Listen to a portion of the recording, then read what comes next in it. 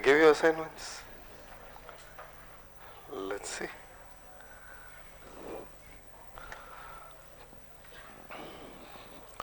So what were we discussing? Eastern question.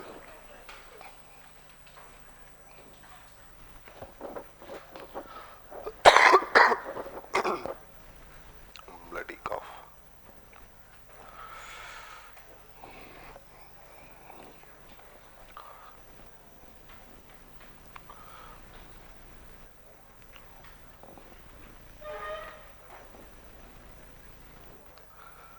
Oh my God.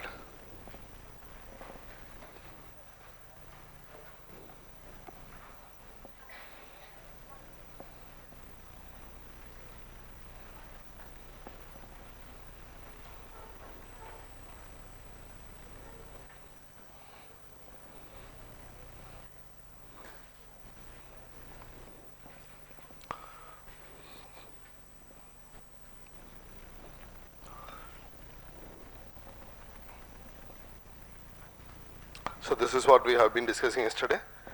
The world before the world wars or the first world war. During this period, industrial revolution had started spreading. Yes. It had spread to most of the European countries, with Britain being the epicenter. Yeah. The most industrialized and the most powerful country in the world was Britain. Who was competing with Britain? Germany. So Germany had also gotten industrialized. Golden age of Europe, I hope you remember. Simultaneously we had a nationalism in the Balkans. Ottoman Empire had started declining. Ottomans also had enmity with Russia. Are you able to see? This is Turkey part. Anatolia is western Turkey. This is Turkey. Black Sea. This is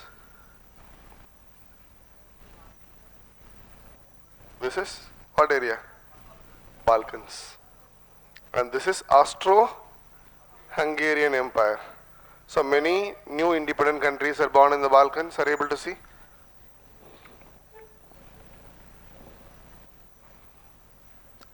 Serbia, Romania, Bulgaria, Montenegro, all such countries are born. Yes. They were supported by Russia. So Russia was a supporter of Balkan nationalism, but Austria considered Balkan nationalism to be a threat, which made Austria and Russia enemies.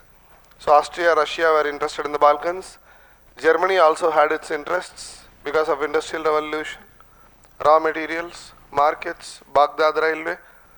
As a result, 3 European powers were interested in the Balkans, and there came into being a dispute called Eastern Question as to which European power would dominate the Balkans. So the question regarding the future of declining Ottoman Empire in the Balkans came to be known as Eastern Question. This is what we discussed yesterday.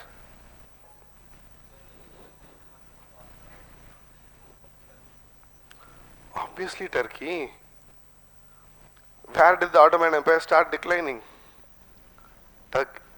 Turkish Empire started declining in the Balkans. So it is obviously about the decline of the Turkish Empire. I hope you get it. Turkey was holding on to the other territories, right? Yes, there were territorial disputes between Turkey and Russia in the other territories also, but the most of the decline happened in the Balkans.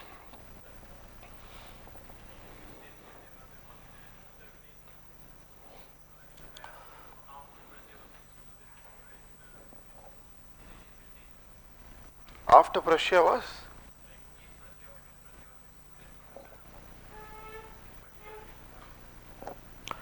Most of Prussia was an integral part of German Confederation. For our purpose, most of Prussia was a part of German Confederation. At this point of time, the Poles, Poles were fighting for their national independence.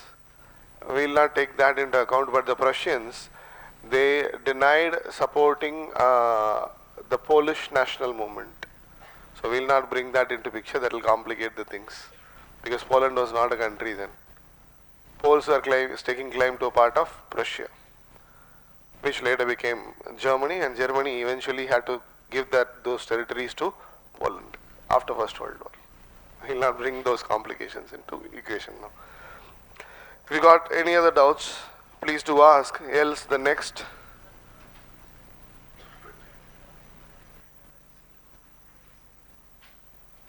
Not exactly the Silk Route.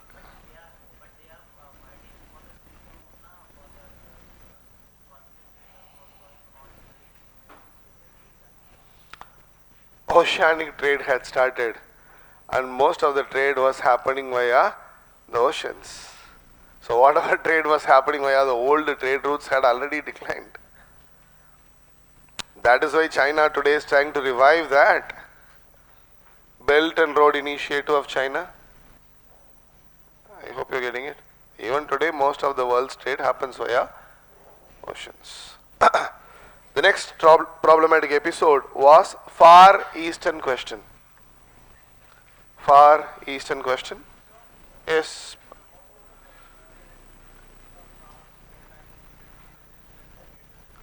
At the time of? They promised Belgium. Belgium?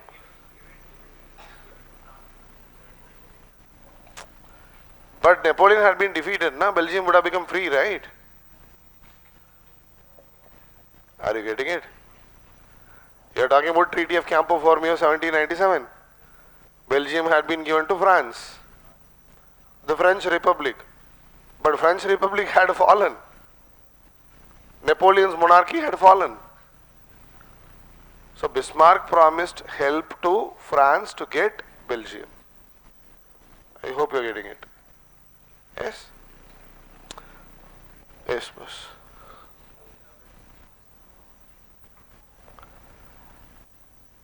Nationalism in the Balkans led to the decline of Ottoman Empire in the Balkans.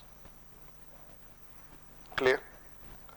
Russia became a supporter of Balkan nationalism, particularly Serbian nationalism, because Russia wanted control over Black Sea. And Russia was also a supporter of Slavs in Serbia. Russia also had territorial and religious disputes with Turkey or Ottomans, who had been controlling Black Sea. As a result of Balkan nationalism, Russian involvement, Ottoman Empire in the Balkans had been declining. That is why we call Turkey as the sick man of Europe. Russia was not the only European power which was trying to dominate the Balkans. There were other two powers. One, Austria, for which Balkan nationalism was a threat. The other one, which had economic interests. Clear? Now, who was going to dominate the Balkans? That was the question. Britain is involved in Egypt. Britain and France wanted to prevent the decline of the Ottoman Empire. Why? To preserve the balance of powers. They did not want Russians becoming too strong. But they had more other pressing concerns, which we will discuss. I have just revealed one part of the story. The other part is yet to be revealed.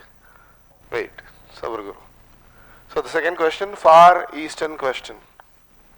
Far Eastern question was about China. We cannot discuss the history of China in detail for the time being, which we will do later in Chinese Revolution. But now try to understand that China, which was ruled by Qing or Manchu dynasty from 17th century.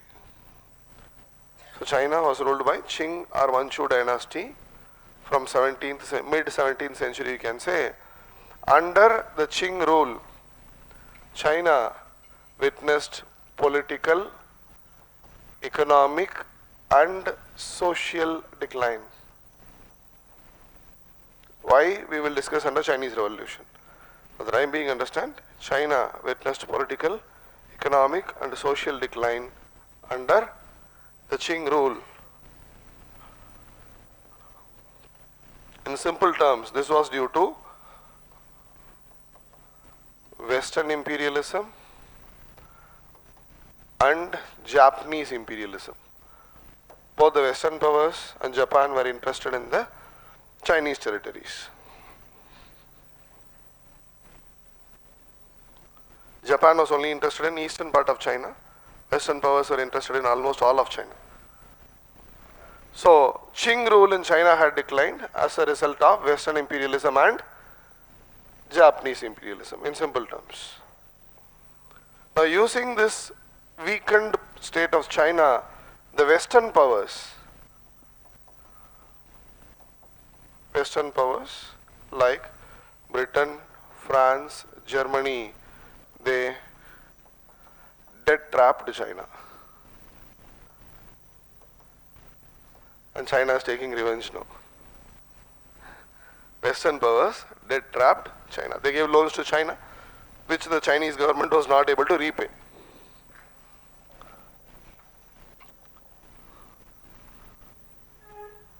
And because of this debt trapping, China was forced to give some part of her territories to the European powers, which the European powers got to influence. So, European powers debt trapped China, and in return they established spheres of influence in China. And they established spheres of influence in China. Established spheres of influence in China. In the 19th century, late 19th century, they established spheres of influence. What do you mean by sphere of influence? Note down. Sphere of influence is a territory dominated by a foreign power. Sphere of influence is a territory dominated by a foreign power. Dominated by a foreign power. Where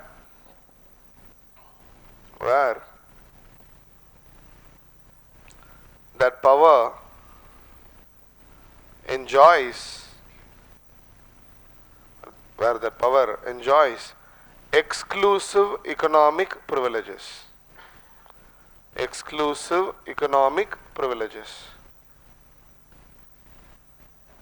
Exclusive economic privileges. For example, Britain gave loans to China. Chinese were not able to repay. So the British government told the Chinese, sir, you are not able to pay. So give this part of China to us.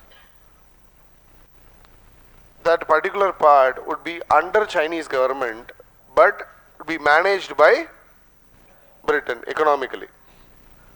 So in this part, which is called as British sphere of influence, Britain would start a multitude of economic activities, establishing industries, railways, constructing mines, and all the economic benefits would go to British. Are you getting it? Likewise, there was a French sphere of influence, German sphere of influence in different parts of China. Now, why did they want to economically exploit China? Because China was renowned for a multitude of resources, particularly precious metals like silver. Are you getting it? So they had been mining, establishing railways, modern transport, and taking away all the wealth to their country. Are you getting it? So China had become a victim of colonization.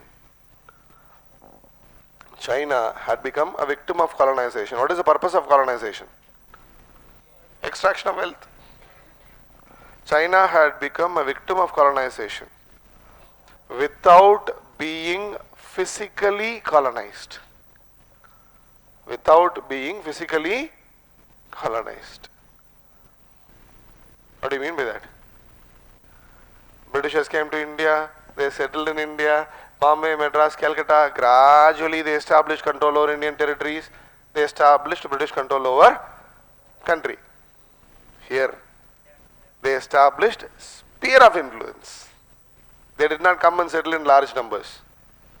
They detrapped China, established spheres of influence and extracted wealth. So without physically colonizing, China had become a victim of colonialism. Clear? So if you equate China to a ripe watermelon, the European countries were trying to get a bigger chunk of that watermelon.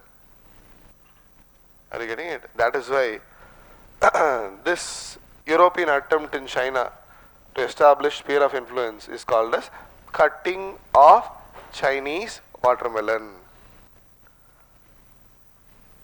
Europeans establishing sphere of influence in China is called as cutting off Chinese watermelon.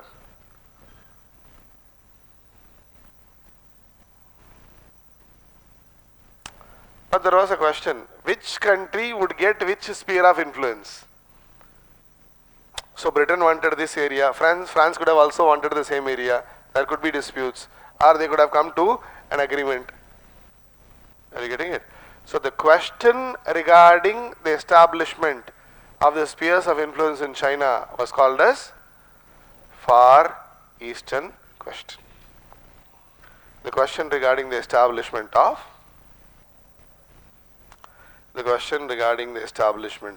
spheres of influence in China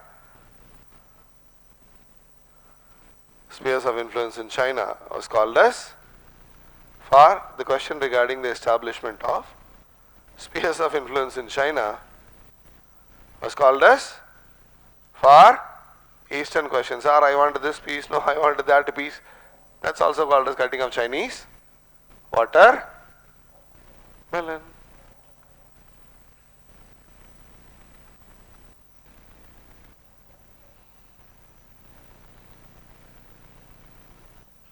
This is not exactly watermelon, but this was the best picture available in the internet.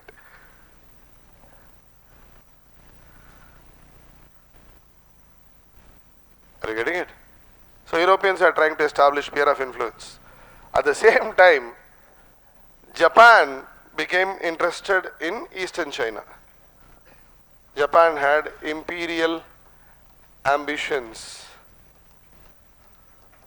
in Eastern China, particularly in the territories around Korea and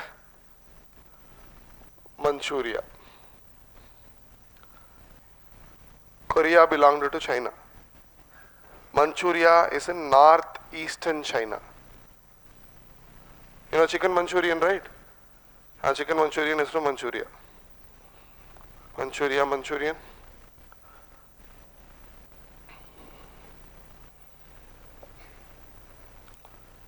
So Japan had imperial ambitions in China. Japan wanted to expand to support her industrial revolution. Thank you so much, man.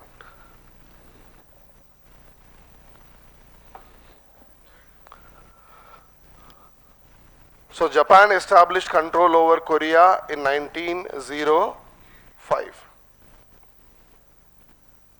1905. But another country was interested in this area.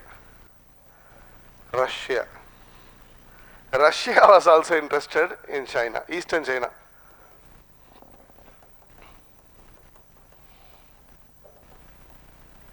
Why? Russia wanted to control a Chinese port.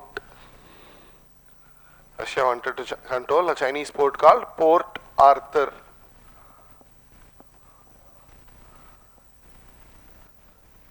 Which is close to this Korea, Manchuria.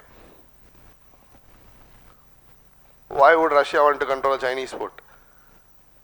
The largest country in the world. Russia has too many ports. Warm water. Most of the Russian ports were summer ports. The seas around the Russian ports froze during the winter.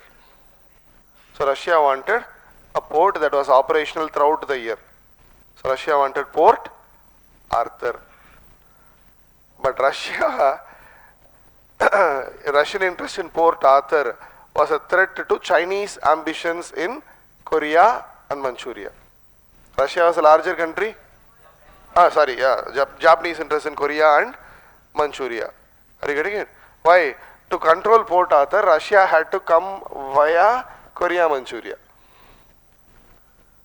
So that created a conflict between Japan and Russia. Japan and Russia. China became the Balika Bakra. So this resulted in a war called Russo-Japanese War. 1904, 1905. 1904, 1905.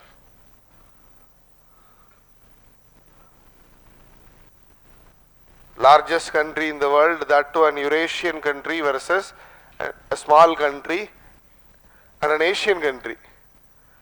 Who was victorious? Japan.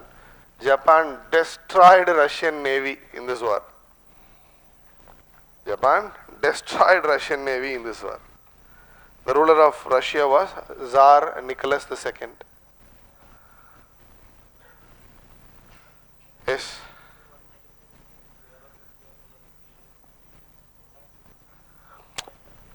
Imperial ambitions may, you will control a territory, you can also rule that territory.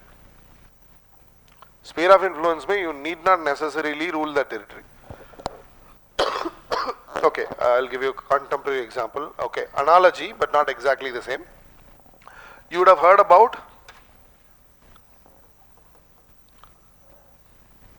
SEZ, Special Economic Zones in India, where foreign countries are given concessions.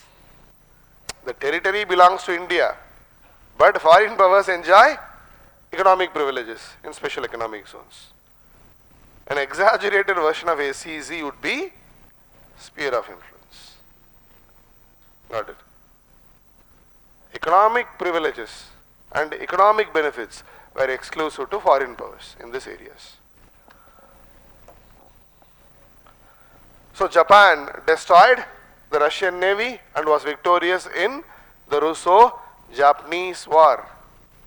That is why Japan started controlling Korea. In 1905. 1905 Korea became a Japanese protectorate. Japanese protectorate. What do you mean by protectorate? A protectorate is a territory whose defense is organized by a foreign power.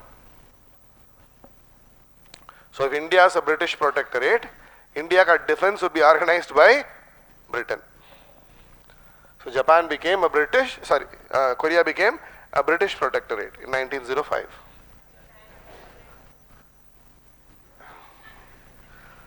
Korea became a Japanese protectorate in 1905. Cetirizine. Cold ride. Lots of tablets. This is not going away. This cold is not going away. I don't know why. Maybe it's the weather. Not able to sleep. Not able to concentrate. Come on, let's continue. So, Korea became a Japanese protectorate in 1905. In 1910, Japan annexed Korea. In 1910, Japan annexed Korea. In 1910, Japan annexed Korea.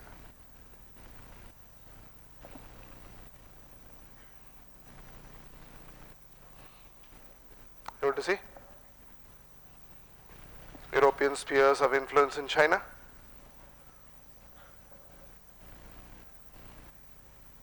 Are you able to see Manchuria, northeastern China, Korea? Port Arthur was here. Russia was interested in Port Arthur. Japan was interested in controlling Korea, Manchuria. Fight. Clear? The third problematic episode. after Far Eastern question was European scramble for Africa. European scramble for Africa. European scramble for Africa. European scramble for Africa. Most of you should be knowing that Africa historically was a tribal continent. Why?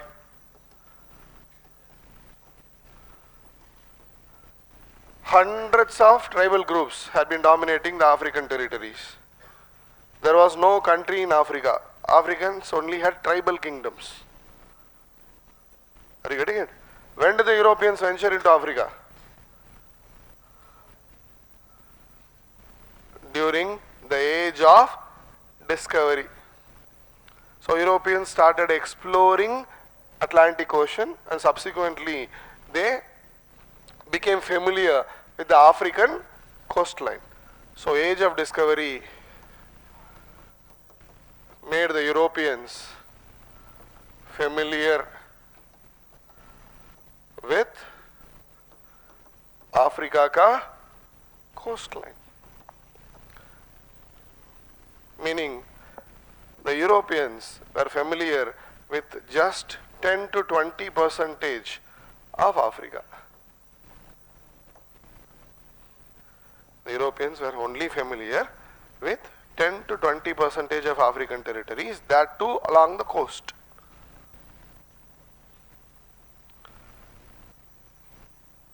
Which also implies that they had no knowledge about the African interior.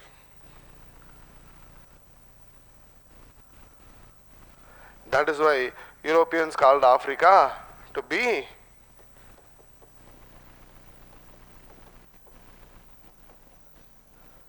a dark continent, because they had no clue regarding the most of Africa, particularly the interiors. So Africa was called a dark continent.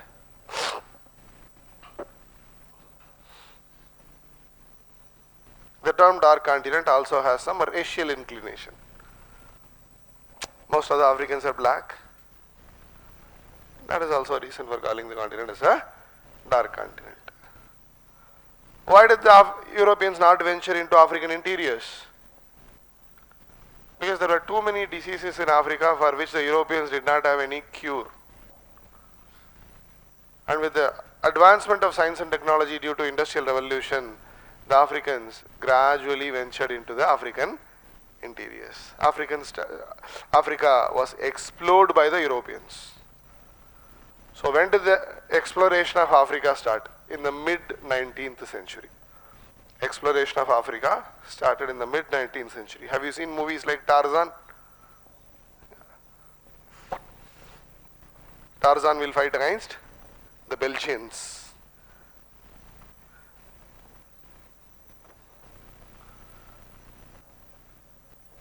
Belgians, explorers particularly from Belgium. Fine. Now, the real exploration of the African interiors started around 1876. Formally, governments initiated the exploration of African interiors. For example, in 1876, there was a conference in Europe called Brussels Conference, organized by King Leopold II of Belgium. He called all the European leaders for a meeting and told them, "Sir, we'll start exploring Africa ka territories." Why? European powers needed raw materials and markets. Industrial revolution had started spreading.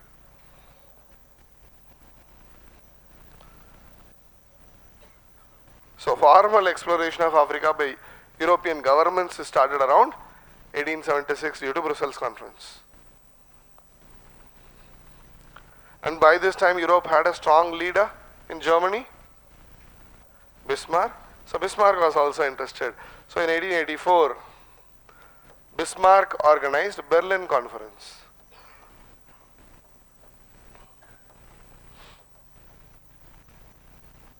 1884, 1885, 2 years. Organized Berlin Conference. And promoted Africa ka exploration.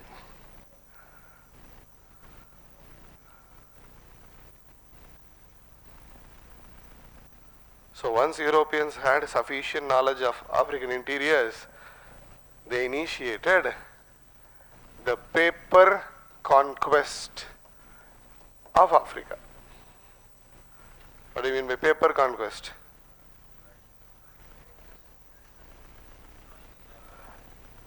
In the conference rooms of Europe, European leaders planned the conquest of Africa.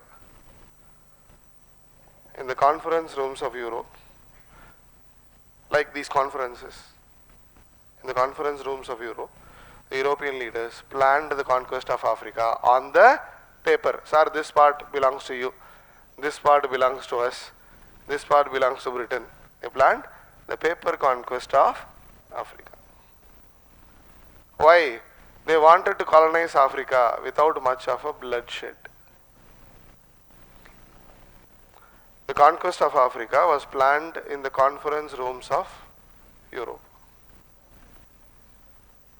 The conquest of Africa was planned in the conference rooms of Europe by leaders like Leopold, Bismarck, blah blah blah. So once they decided which part belongs to them, they started physical conquest of Africa.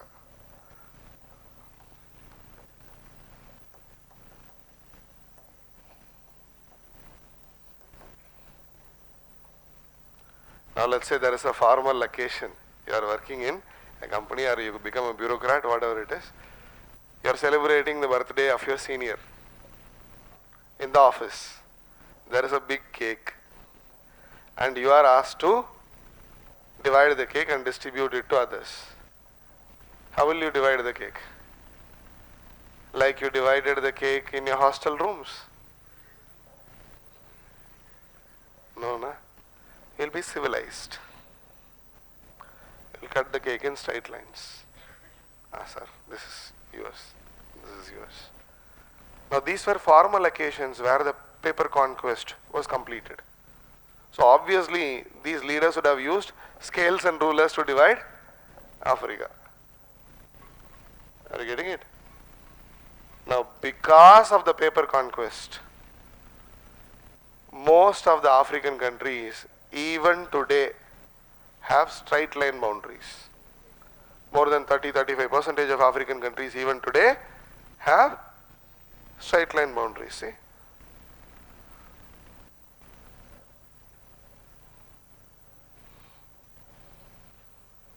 Because of paper conquest.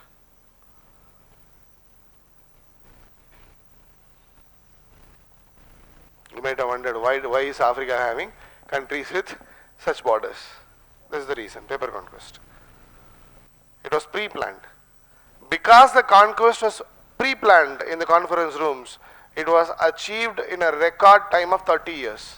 Within 30 years, the Europeans colonized almost the whole of Africa. It is not a country, it was a continent. Britishers took more than 100 years to colonize India. They could not completely colonize. Are you getting it? But Africa, a continent which is larger than North America, was colonized within a record time of 30 years. Except for small territories in northeastern Africa and along the western parts of Africa. Most of the continent had been colonized. So Europeans had colonized Africa within a record time of 30 years.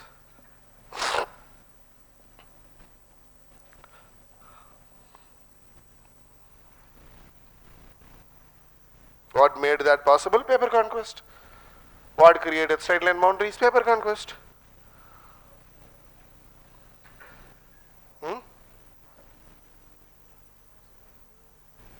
Europeans colonized Africa within a record time of 30 years.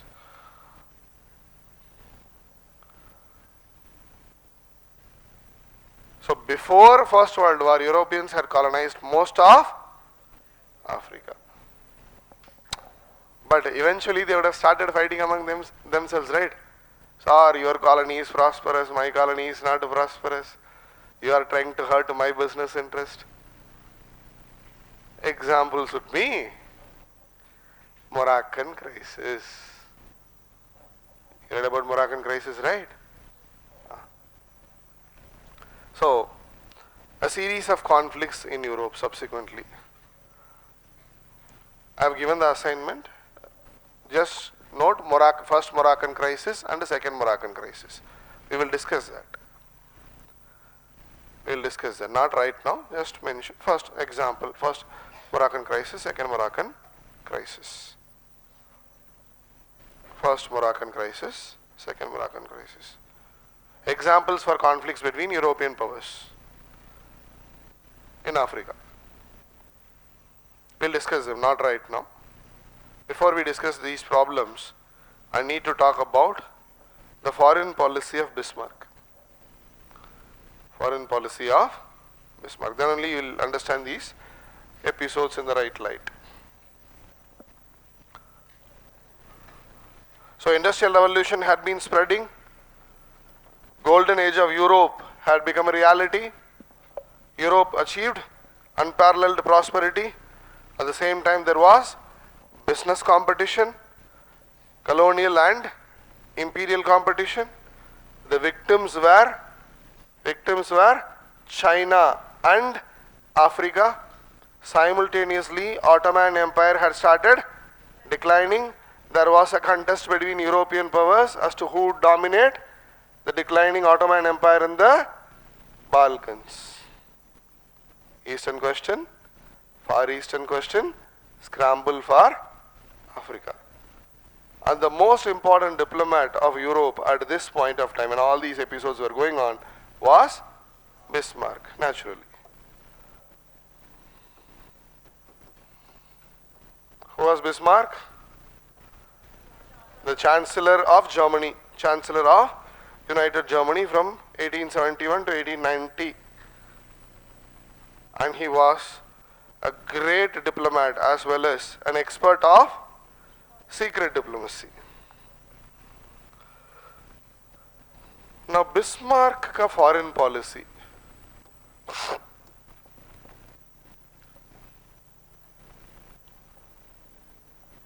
was based on one important agenda. The goal of Bismarck's foreign policy was this: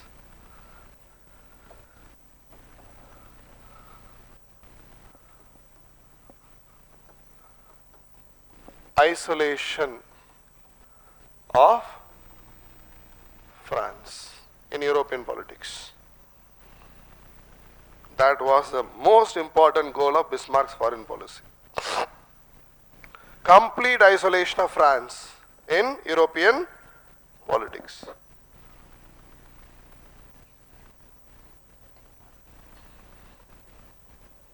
Why?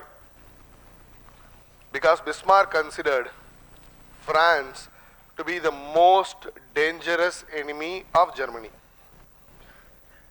Bismarck considered France to be the most dangerous enemy of Germany. Why? Why? Why? One, historically, Germany had been attacked many a times by Napoleon. Confederation of Rhine. Clear? France was defeated in the Franco-Prussian War, lost Alsace and Lorraine, for which the French wanted revenge. So Bismarck considered France to be the most dangerous enemy of Germany. So he wanted to isolate France so that France would not have any friends in Europe. So his enmity with France was so strong that Bismarck was even ready to forgive Austria. End of the day, Austria was a country which had a considerable German population also. So to isolate France, Bismarck established friendship with Austria. Bismarck eventually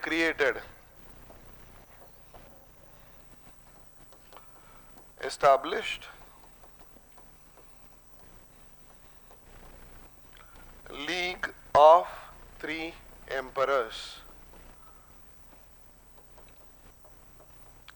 1773. He created an alliance of three countries, League of Three Emperors. So who are the members of the League of Three Emperors? Naturally Germany, because Bismarck's initiative, Austria-Hungary, Austria, and Russia. GAR.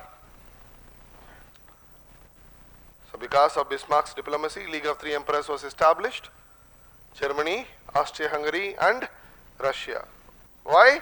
Bismarck wanted to isolate France. But within a few years of the League of Three Emperors, two of the members, Austria and Russia, started fighting between themselves. Guess why? Because of Balkan nationalism. Russia was a supporter of Balkan nationalism, but Austria considered Balkan nationalism to be a threat. Are you getting it? So, the dispute over the Balkans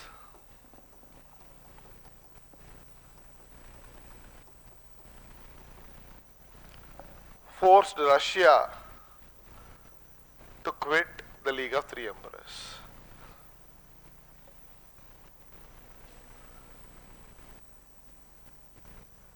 Russia quit the League of Three Emperors.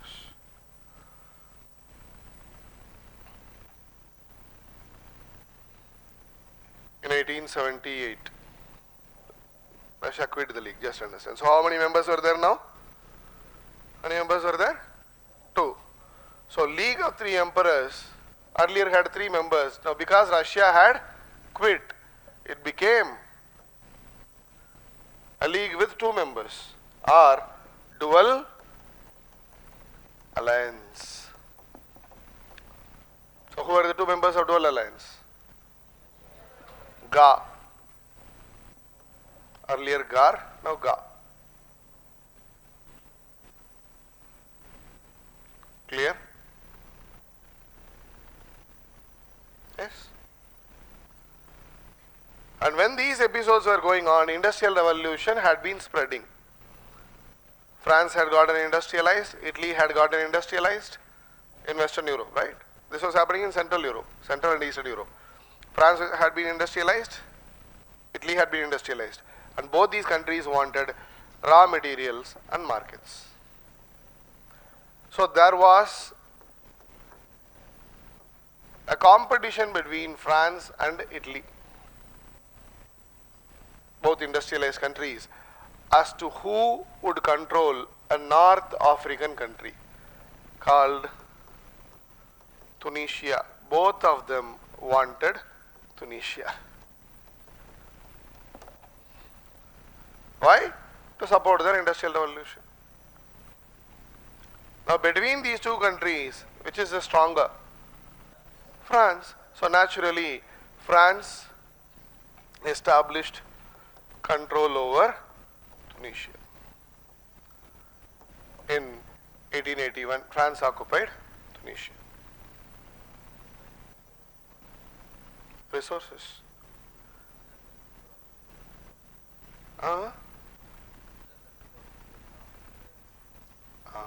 Correct. But which countries are industrialized? Which countries are industrialized? This is Europe. This is Africa. Tunisia. Which countries are close to Tunisia? France and Italy, because those two were the industrialized countries, and they obviously wanted colonies. Rather than establishing a colony 10,000 kilometers away, Tunisia was a better candidate. Logical. So France occupied Tunisia in 1881, and Italy was angered by this. Italy became an enemy of France. So who are the other enemies of France? Germany and Austria, dual alliance. Am I right? So France joined Germany and Austria. Sorry, Italy joined Germany and Austria. Italy joined Germany and Austria. So earlier how many countries are there? 2. Now 3. Ga became Gai. Ga became Gai. So wrong. And this resulted in the establishment of Triple Alliance. 1882. Triple Alliance Gai. Germany, Austria, Hungary, Italy.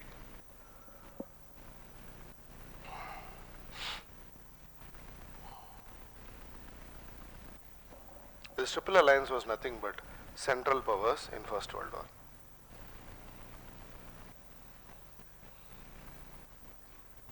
Triple Alliance was Central Powers in First World War. Why? They were in Central Europe. Draw a line from Germany to Southern Europe. Germany, Austria-Hungary, Italy. Central Powers. Clear? Now France was isolated. But France had gotten a potential friend. In fact, France had got 2 potential friends. Potential friends. Countries which could become the friends of France. You tell me, make a guess. Huh? Now, Germany was competing against Britain. For dominating Europe and the rest of the world. I told you yesterday. So, Germany had a sort of an enemy called Britain. Not a total enemy right now. So, Germany had a competition with Britain. So, British and the French could have become friends. But not that possible. Why? Because British and the French had historical conflicts. So Bismarck thought, okay, Britain and France would not become friends. Unlikely. But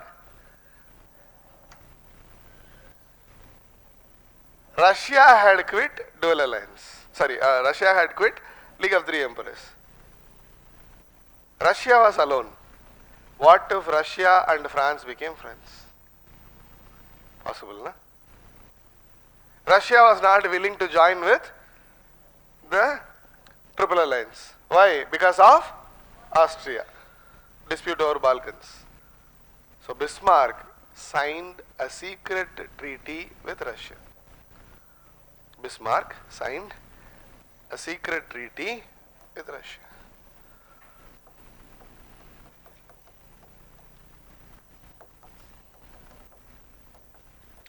So that Russia would not join with France. To keep France in isolation, Bismarck signed a secret treaty with Russia. The secret treaty, father of secret diplomacy, na? So the secret treaty was called as Reinsurance Treaty.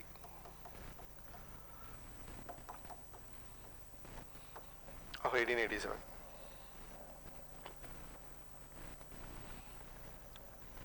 What did Bismarck tell the Russians? Through this treaty, he promised diplomatic support to Russia.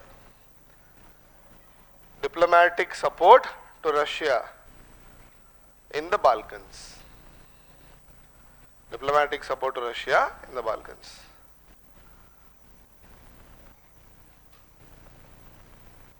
Diplomatic support to Russia in the Balkans. Sir, I cannot establish friendship between you and Austria. But if you and Austria come to the negotiating table regarding the Balkans, I will indirectly help you diplomatically.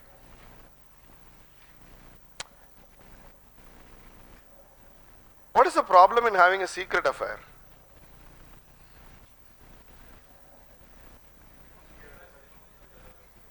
Formal marriage, no problem. No problem. Even if you are away from your home, people will know you will eventually come back. Secret affair mein? There is no guarantee. So you have to constantly keep on meeting people. That is the nature of a secret treaty also. Secret treaties have to be constantly renewed. You have to show the other party that you are there. Because the agreement happened in secrecy, it is not irrelevant. You have to show that. You have to constantly renew the secret treaties. So till the time Bismarck was there, he maintained the secret treaty with Russia. So on one hand, he was a friend of Austria, Triple Alliance. On the other hand, he was maintaining a secret relationship with Russia. So till the time Bismarck was active, this game of balancing was going on fine. Dangerous game of balancing, yes, but it was well because of Bismarck. It was okay. But there was a new Kaiser in Germany. Kaiser William II. He had come to power in 1888. He was a Kaiser till 1980. For 2 years, he diligently followed Bismarck. New to politics, so he was asking for advice from Bismarck. But by nature, this Kaiser was an egoistic person. He did not like others dominating him. So in those 2 years, he was fed up with Bismarck. Bismarck was very senior to him, 75 years old, experienced politician, expert of diplomacy. So by 1890, he fired Bismarck from his position. By 1890, Kaiser William fired Bismarck as the Chancellor of Germany. He told Grandpa, Tata bye bye, your services are required no more. Yeah, go home, take rest. And he did not renew the secret treaty with Russia. Kaiser William II did not renew the secret treaty with Russia. So once Bismarck retired from politics, Russia was isolated. Because of what? Due to the attitude of the Kaiser. If you don't meet your secret partner regularly, the secret partner will get a new partner. So who was already isolated? France, because of Bismarck. Who was newly isolated because of the attitude of Kaiser? Russia. So the two isolated countries became friends. So France and Russia established friendship. The friendship is called Franco-Russian Entente.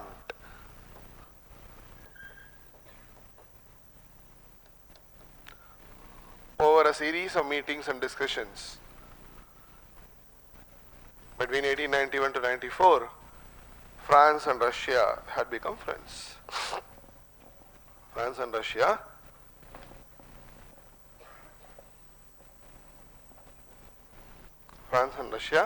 had become friends. I think it's static electricity that's doing this. France and Russia had become friends. What is Entente? Entente means understanding. Entente means understanding.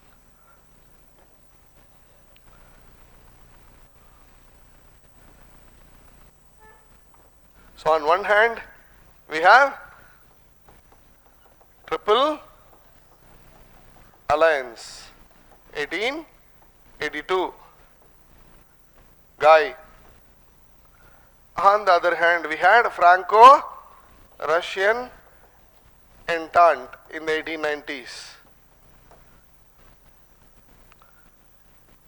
But by early 20th century, Britain had started feeling the heat of Germany. Germany became a serious competitor of Britain. So Britain also needed friends. Because of which, the British people chose to forget all their differences and enmity with the French. So the Britain and France came to an understanding. It's called Anglo-French Entente of 1904. You would have read that probably if you tried reading Moroccan Crisis. Anglo-French Entente. Because Britain needed to strengthen her position in world politics.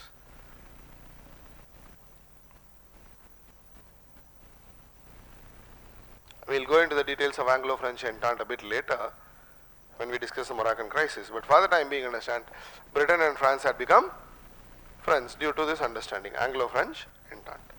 Now, who was the connecting link?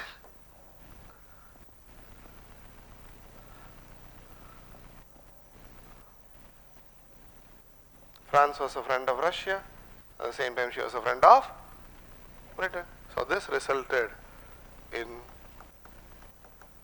Triple Entente of 1907. So who are the members of Triple Entente?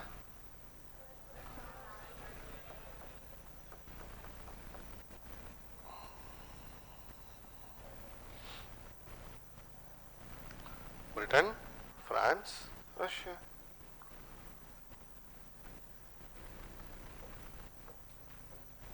This Triple Entente was nothing but allied powers in First World War, allies.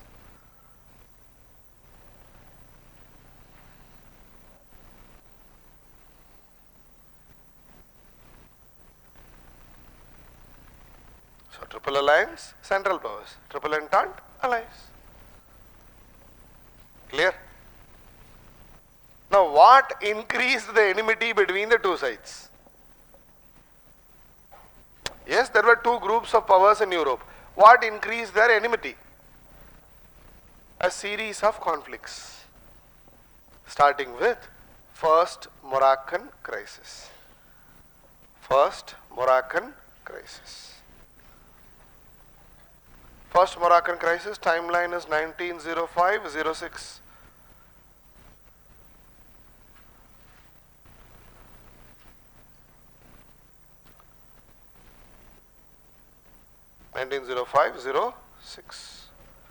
Now you don't have to note down all the details of First Moroccan Crisis because UPSC will never ask a question into such distant episodes like Moroccan Crisis. But you need to know what is Moroccan Crisis. Clear? Let me tell you the story and finally summarize the impact of Moroccan Crisis. Clear? Morocco, most of you would have heard, was a country in North Africa, to be exact, in northwestern Africa. You can note down that just mention northwestern Africa. Don't write everything, just mention northwestern Africa. Bas. Capital was Fez, F-E-Z or F-E-S. Capital of Morocco was Fez or Fez. Able to see Fez?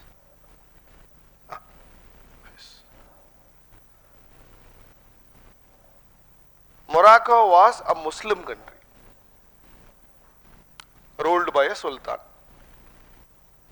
Muslim country ruled by a sultan.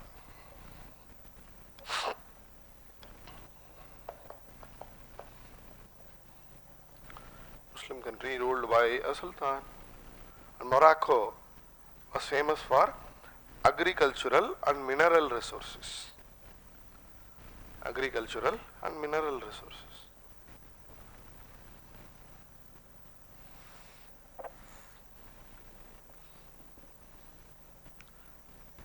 France and Spain, we'll leave Spain out of the equation for the time being, we'll only focus on France because France was the better of the two powers, stronger of the two powers.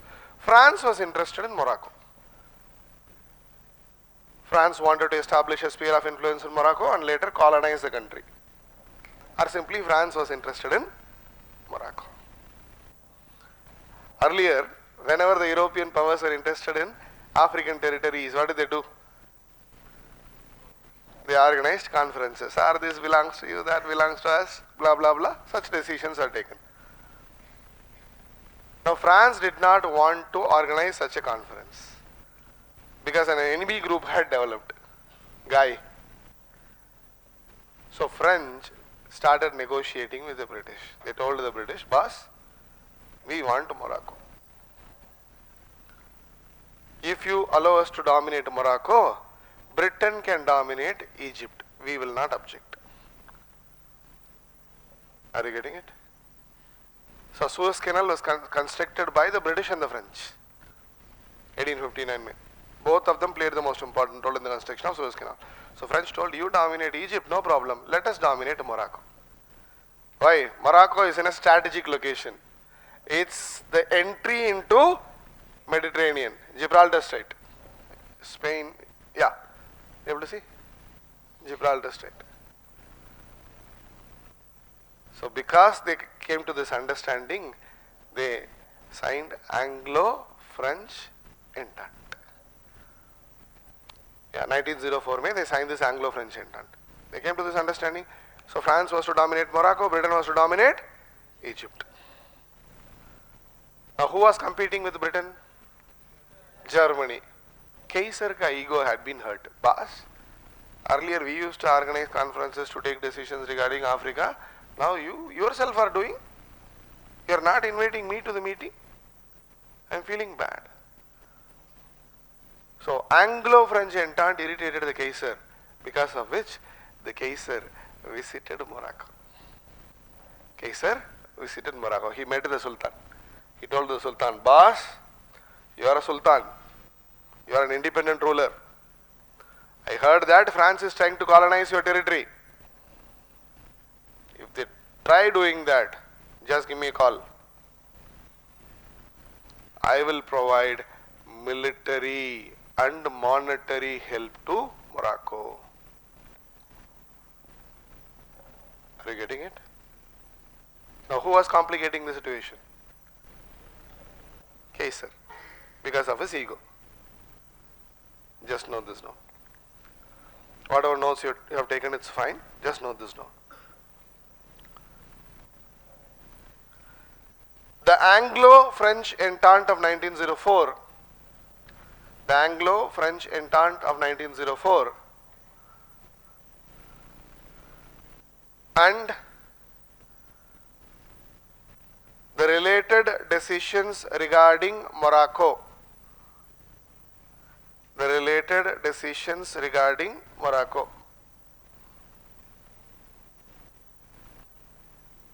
Angered Kaiser William II. Kaiser William II. Full stop. His unnecessary intervention. His unnecessary intervention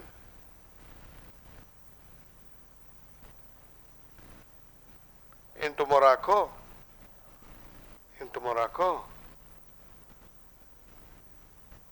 strengthened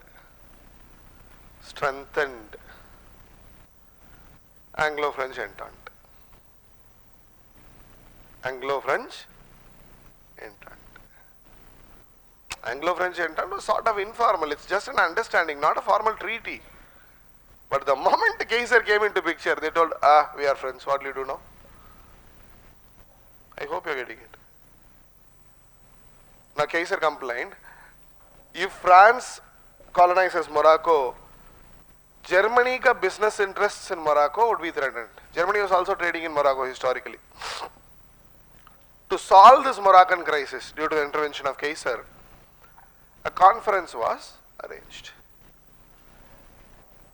The conference was convened in a place called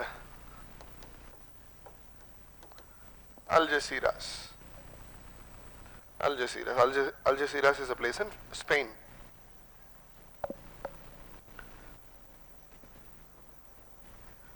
Algeciras is a place in Spain. Add one more sentence to the notes. The Algeciras conference. Algeciras conference. Algeciras conference of 1906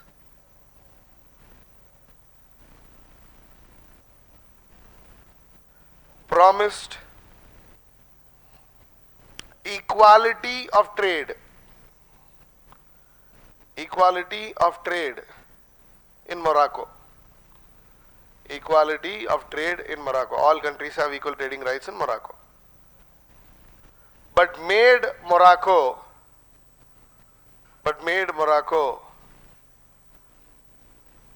a French protectorate.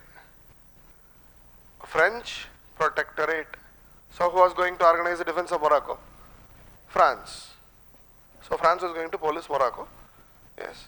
Whereas all the other European countries had equal trading rights in Morocco. Clear? The situation continued. Equal trading rights, French protectorate continued. Spanish, not Kaiser, Spanish, French, Germans and the British. I told you Spain was also involved. Let's leave Spain out of the equation, that will lead to complications. The situation was the same till almost till 1911, but the Sultan of Morocco was a cruel ruler. He was suppressing the national sentiments of his people. They did not have any political rights. So people of Morocco rebelled against their own Sultan. So people attempted a coup against their own Sultan. There was a coup in the capital city of Fez. So who was supposed to protect Morocco? French. So French deployed their military, suppressed the coup. But they eventually could control the Sultan. So controlling Sultan is equivalent to colonizing Morocco. Now if France attempted to colonize Morocco, who promised help? Germany. So Kaiser came to know about this news. So Kaiser sent his gunship. A German gunship was sent from Germany to Morocco. In Morocco, there was a city called, port city called Agadir. Are you able to see Agadir? Agadir? Yes. So Kaiser told France, warned France, if you try to colonize Morocco, our business interests are getting hurt. Algeciras conference promised equality of trade. Now you are trying to hurt our business interests, so we will attack you. Kaiser threatened France with war. You will normally enjoy your friendship with a friend, but some don comes, tries to attack you. Your friend will run away. In most cases. Not in all cases, in most cases. Yeah. Now who was the don? Germany. Who was being threatened? France. Did Britain run away? No. Britain did not back away. Britain told, come what may, I will support France. So there was a possibility of war between British French versus Germans. Finally Germans told, either give up the idea of colonizing Morocco or give me compensation. So France told, let me control Morocco. I have a small colony in Africa, you get a small part of it, French Congo. You take a small part of it, no problem. But let me control Morocco. So this unnecessary threat of war created a crisis, which is called a Second Moroccan Crisis. Second Moroccan or Agadir Crisis 1911. Second Moroccan or Agadir Crisis 1911. Second Moroccan or Agadir Crisis of 1911.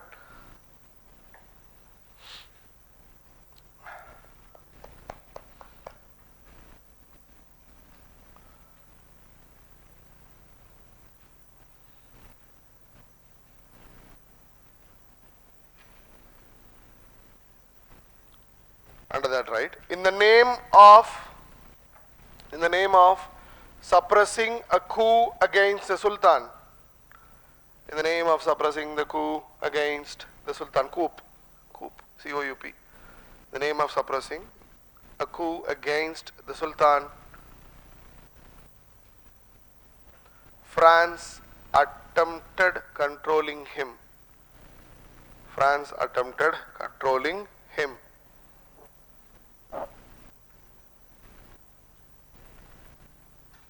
In 1911. In 1911.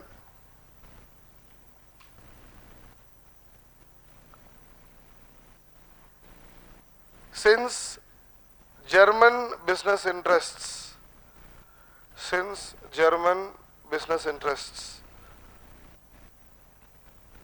in Morocco were hurt, since German business interests in Morocco were hurt, comma, Kaiser sent a gunship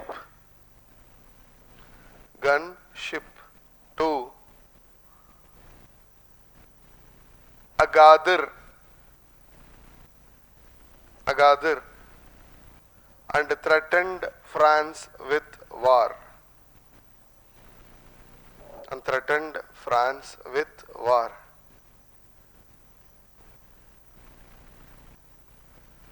Full stop. Agadir crisis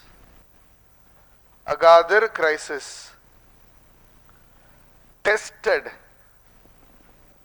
the word is tested Anglo-French entente.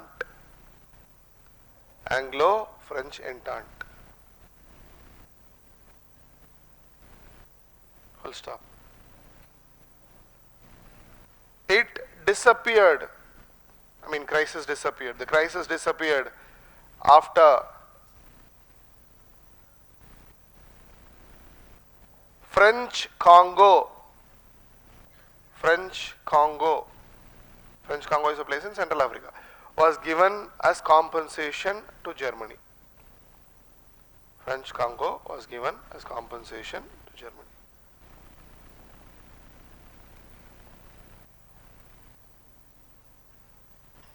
Clear? Informal friendship, Anglo-French entente, strengthened by First Moroccan crisis, tested by Second Moroccan crisis, and almost simultaneously triple entente had been formulated.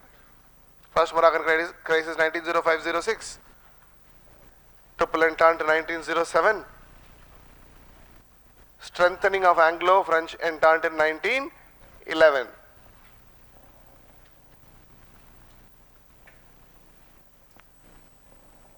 So two strong groups of enemies had emerged in Europe, which later became Central Allied powers in First World War. Got it? Bosnian crisis, chronologically wrong, but just for the sake of continuity, I discussed the first two Moroccan crisis. Bosnian crisis is in 1908. Bosnian crisis. Where is Bosnia? Balkans. The full name of the country is Bosnia and Herzegovina. Bosnia. Right? Do you remember Balkan nationalism? Russia becoming a supporter of Balkan nationalism, which made Russia and Austria enemies. Russia became a supporter of Serbia. Serbians wanted a great Slavic state in southern Europe, for which they wanted to annex Bosnia. Do you remember? But creation of that great Slavic state would have been a threat to Austria. Clear? Serbians. You know this. Serbians. What is that? What is that? Eastern question. Eastern question? Yeah. Serbians wanted to create a pan-Slavic state. Serbians wanted to create a pan-Slavic state in southern Europe.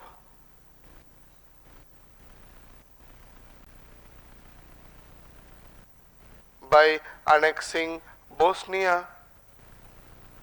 by annexing Bosnia, where millions of Slavs lived.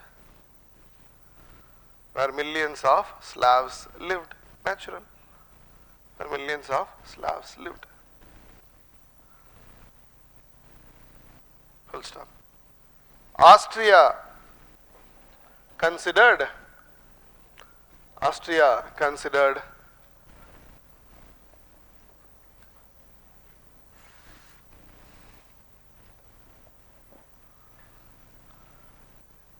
Serbian nationalism to be a threat. Austria considered Serbian nationalism to be a threat.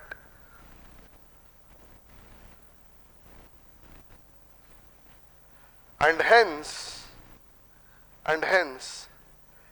annexed Bosnia in 1908.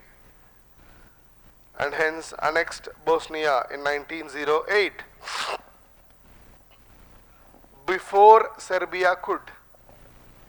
Before Serbia could. So I want that cake. Before I take that cake, you take it and eat it. So that will make me angry. Obviously. This precipitated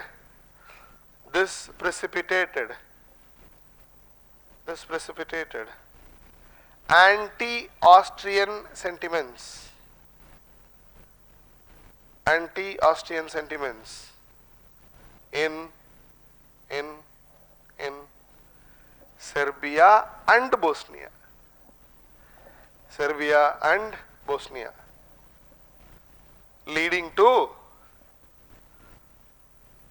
revolutionary activities against Austria, naturally. Full stop. Anti-Austrian sentiments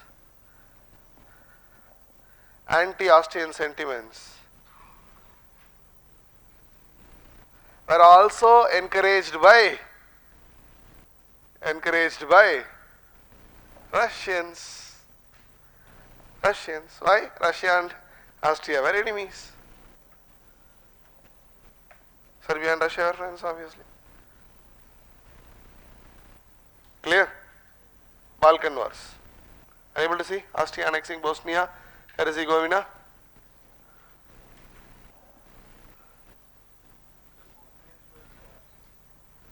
Not all the Bosnians are Slavs. Bosnia had a fair chunk of Slavic population.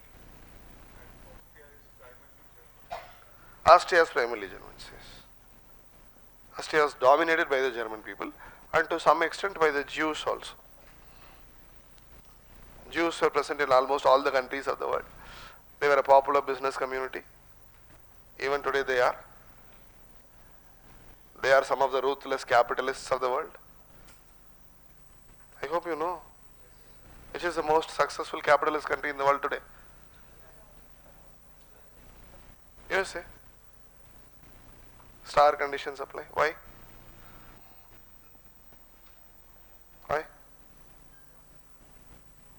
USA economy is dominated by the Jews. Founding fathers are British, one reason. USA's economy is dominated by the Jews. Name any famous capitalist in USA, he'll be a Jew or a person of Jewish origin. Most of the people. Yeah. Which is the homeland of Jews today. That is why whenever Israel is hurt, USA jumps. Yeah, whatever it is. Even jumps into a war to support Israel. Chhod do. Don't write this in the exam. Then unnecessarily all the conspiracy theories will come into picture for which we have no proof. Balkan Wars.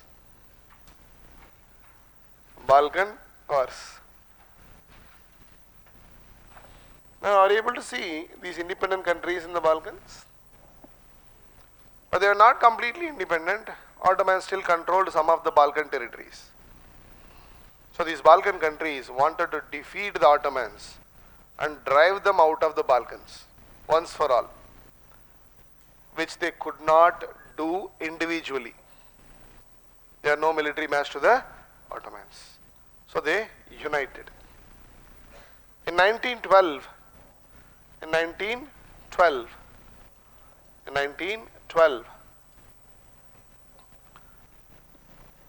Serbia, Bulgaria, Greece, and Montenegro, Montenegro, Montenegro, formed the Balkan League. And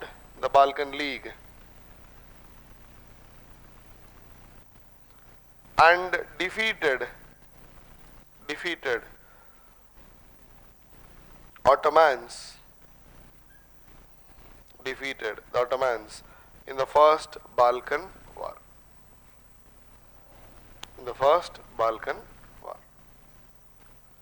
1912-13.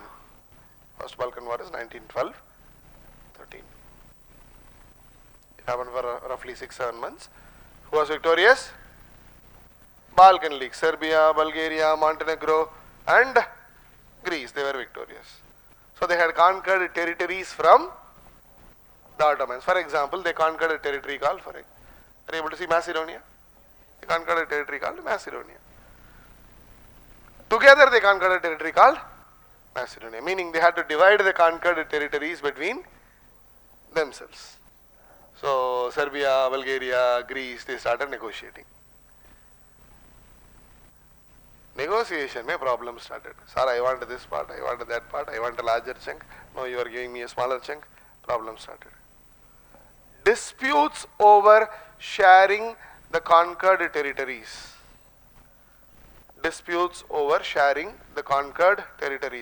Within brackets, for example, Macedonia. Disputes over sharing the conquered territories, within brackets, example, Macedonia. Forced Bulgaria to declare war. On her former friends, F-O-R-M-E-R, former friends, Serbia and Greece.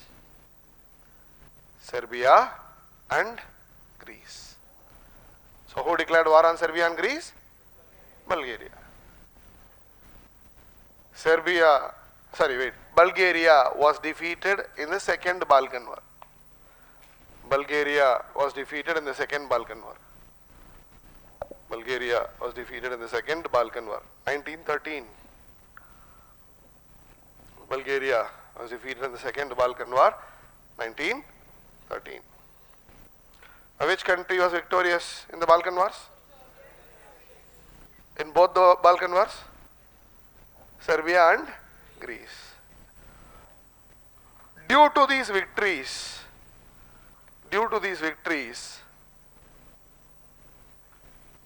Serbia almost doubled in size. Are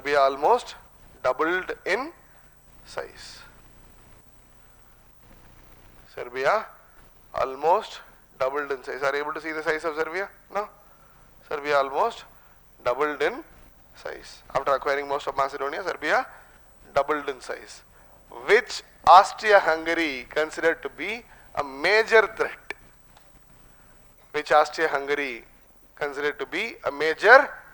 threat. Why?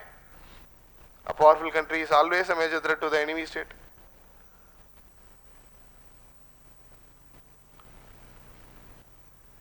I mean, imagine if some problem happened in the Balkans.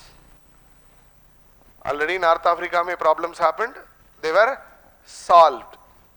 First Moroccan crisis, second Moroccan crisis, they were solved. Algeciras conference, compensation to Germany, they were solved. But if another problem happened in the Balkans, that could spark a major fight between three powers. They being Austria, Russia. Serbia was a minor player. Austria, Russia. But Austria and Russia were not alone. Austria was supported by Germany, Italy. Russia was supported by Britain and France. And one way or the other, the spark could have happened. The Balkans came to be known as the powder keg of Europe. The Balkans. Because of these developments, the Balkans came to be known as the powder keg of Europe. What do you mean by powder keg? It's a vessel, small vessel in which you will store the gunpowder. In those days, they will load the gunpowder into the gun. What if a spark hits the powder keg? A disaster. So, Europe. Powder keg of Europe. Why? Many European countries are involved in the Balkans and they got too many friends. Got it? If you understand these equations, understanding First World War would be easy. First World War. There will be no direct questions from this topic, but you need to understand. Otherwise, you will not have the background for First World War.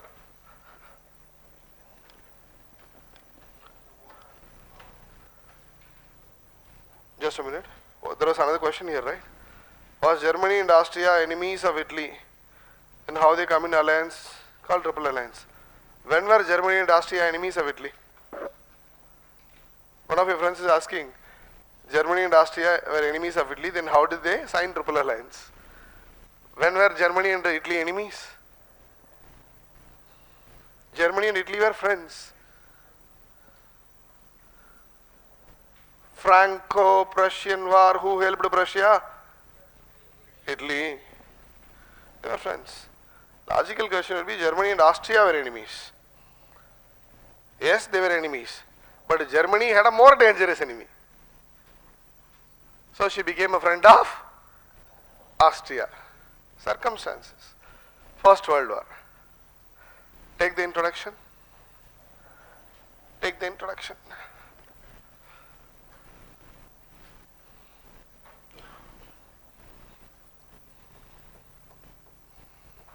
At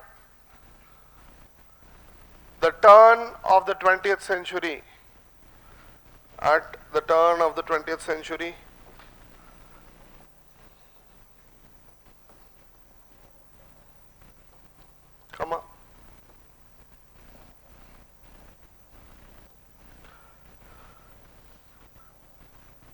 major European powers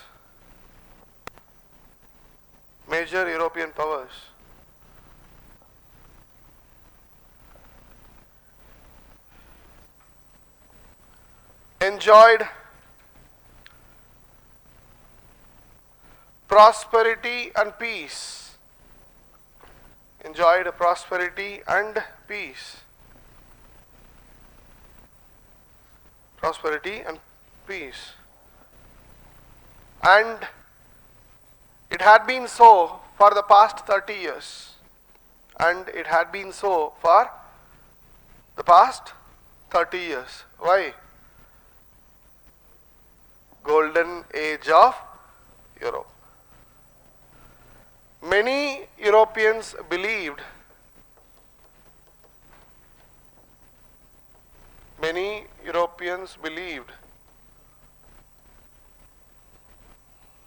that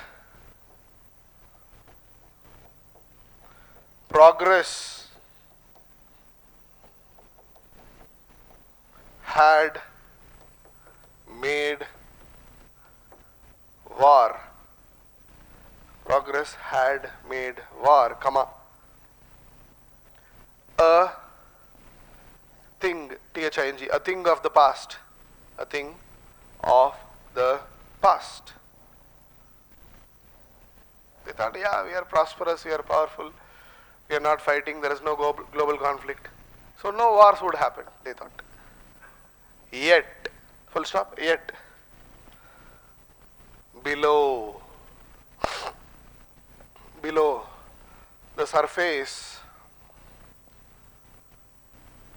of peace and goodwill, below the surface of peace and goodwill, many dark forces, Loki, many dark forces were at work. Many dark forces were at work.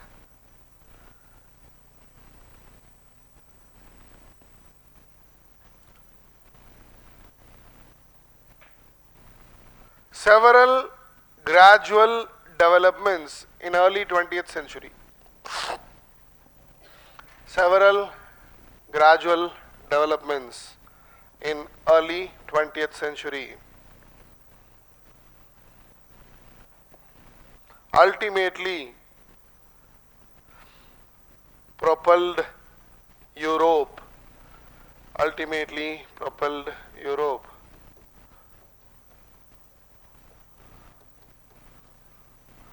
into a major war.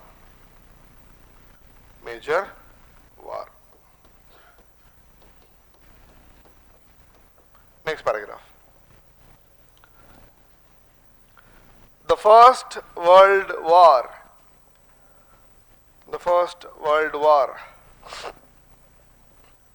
was the first of its kind.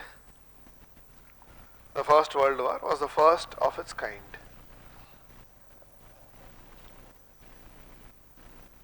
First of its kind, full stop. The world had never seen a war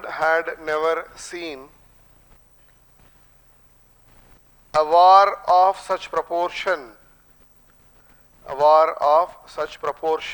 and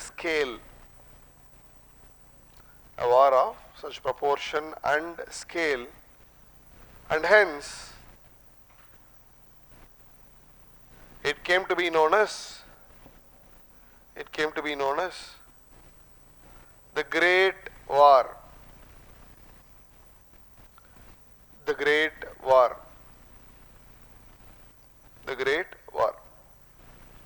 Full stop.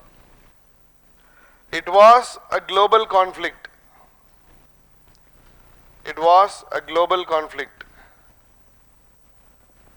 That occurred between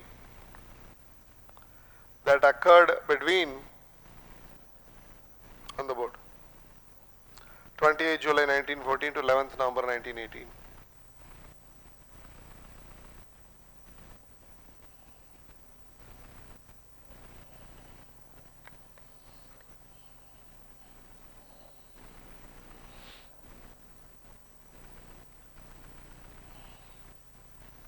Clear? And this is the outline of the topic. Causes for Allied victory, impact.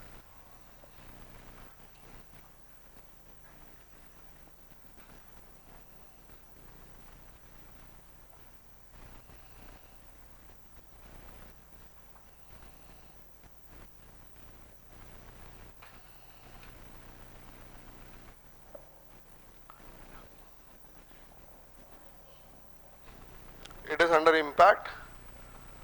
We'll also deal with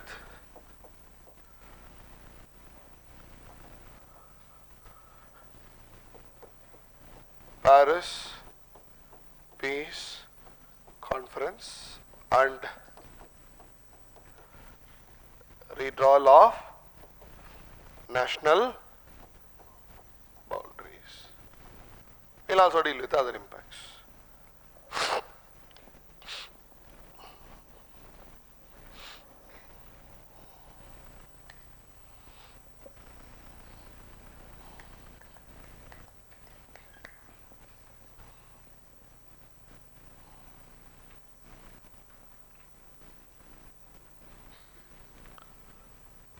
You already know most of the causes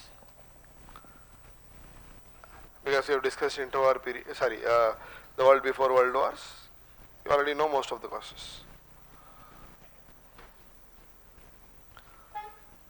We'll start with the first cause.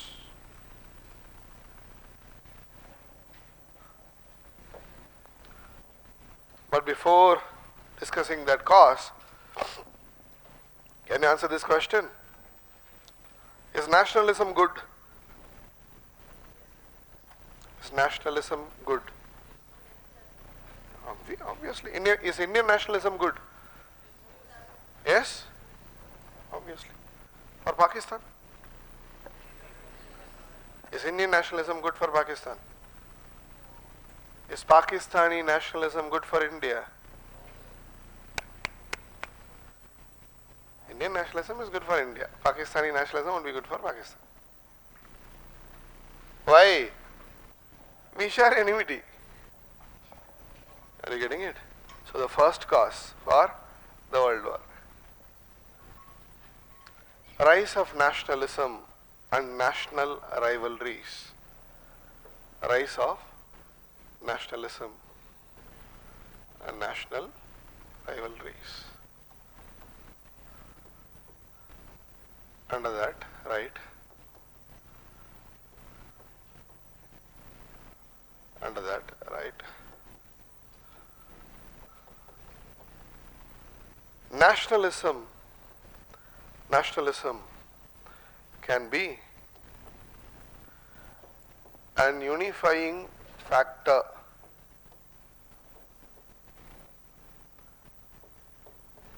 within a country.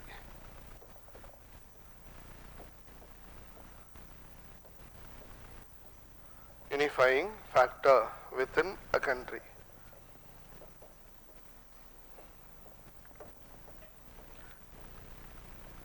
At the same time,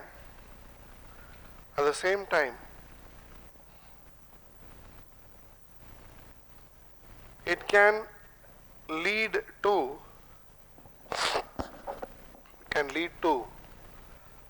intense rivalries between nations. At the same time, it can lead to intense rivalries between nations when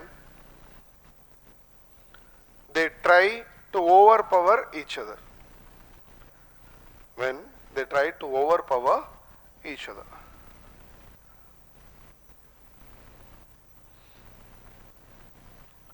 Full stop. Such intense national rivalries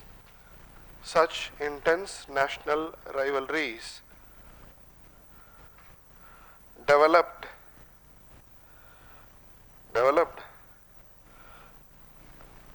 in early 20th century Europe.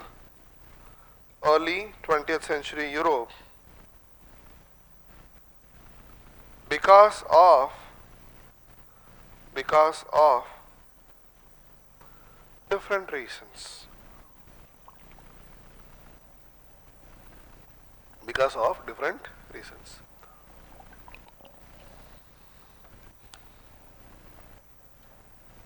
Britain versus Germany, what was the reason for such rivalry? Britain versus Germany. Competition for hegemony, global domination. Europe, so global domination. France versus Germany. Loss of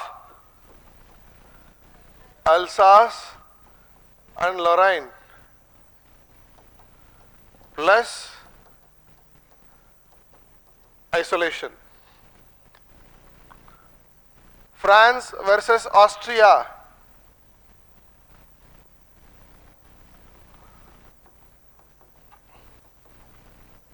Historical enmity plus isolation. What is the historical enmity? Who reduced the size of France? Congress of Vienna. Who organized the Congress of Vienna? Austria. Who defeated Napoleon? Austria. So France versus Italy. Control over Tunisia. That is why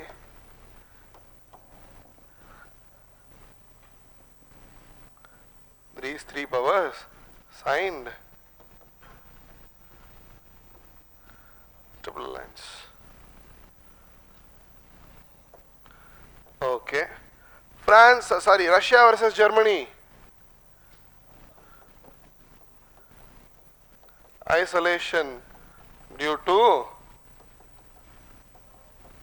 Kaiser's attitude. Russia versus Austria. Balkan nationalism, particularly Serbian nationalism. Russia was a supporter. Russia versus Ottomans.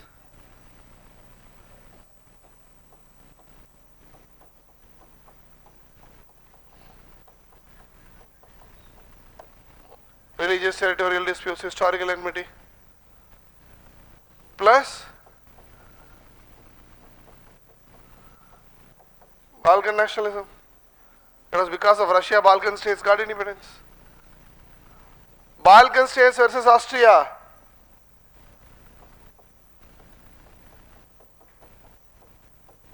Balkan nationalism.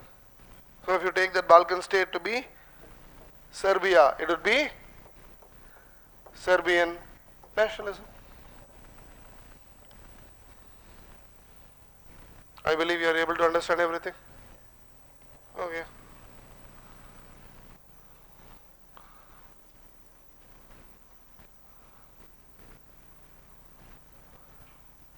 Nothing new.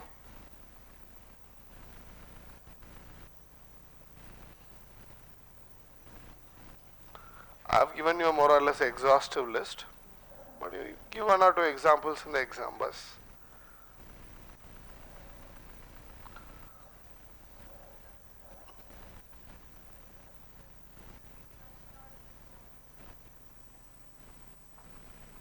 Russia was isolated because Kaiser did not renew reinsurance treaty.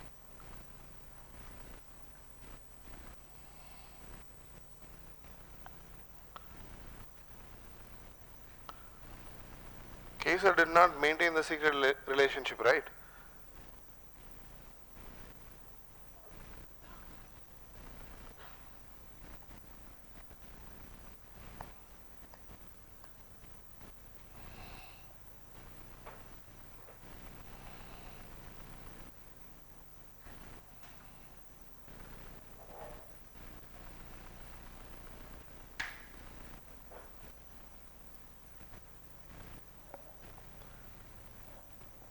Have you?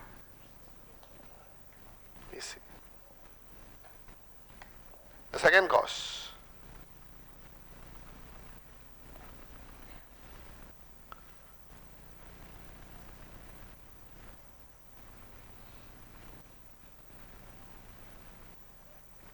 Second cause.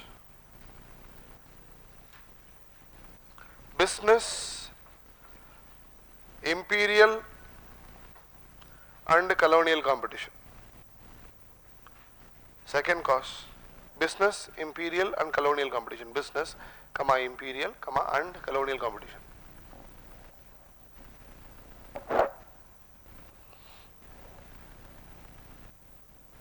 Business, imperial and colonial competition. Under that, right?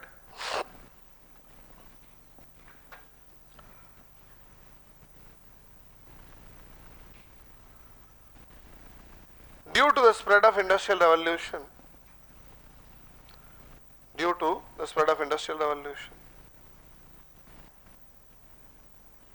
European powers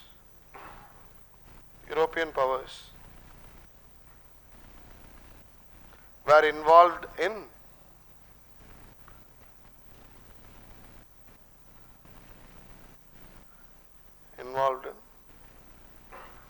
a race for raw materials and markets.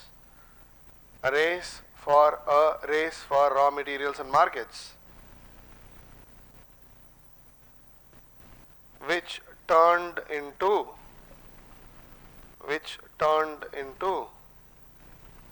a race for colonies. For example, scramble for Africa. Race for colonies. Full stop. Britain, technically UK, Britain had the largest colonial empire in the world.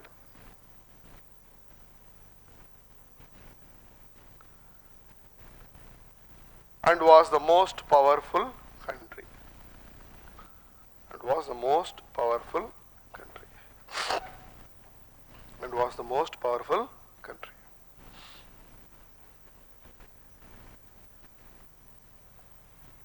Full stop. Germany matched Britain economically.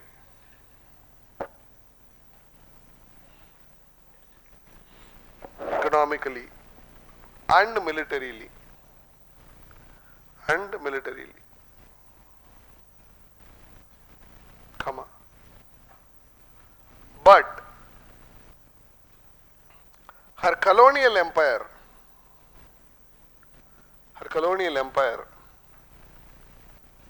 was neither extensive, large, neither extensive,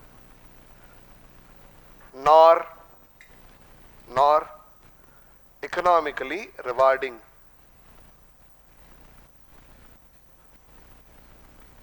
Nor economically rewarding. Full stop. To achieve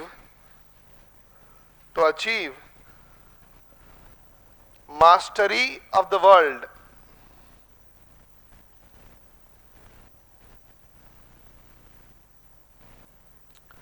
Germany,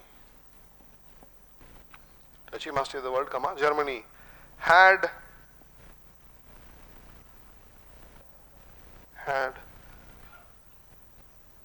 to destroy Britain militarily. Germany had to destroy Britain militarily.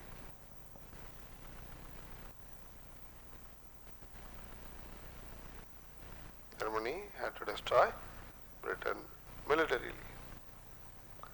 And this made the two countries enemies. And this made the two countries enemies.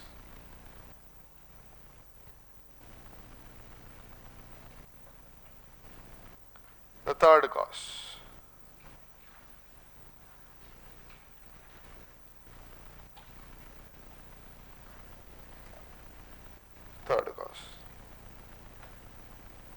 Secret diplomacy.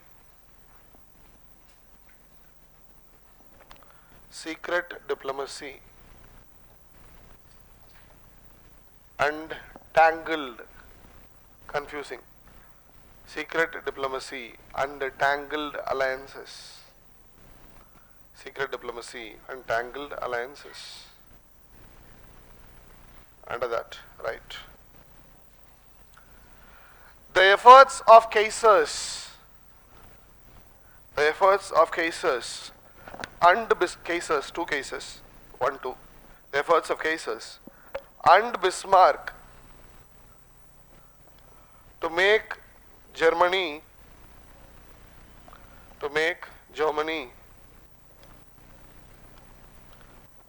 the most powerful country in Europe. To make Germany the most powerful country in Europe.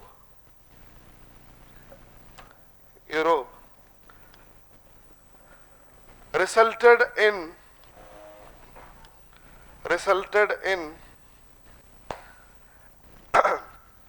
a series of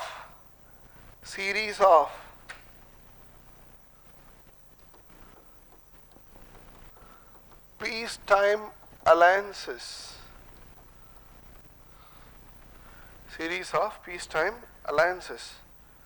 Within brackets. Tell me the examples.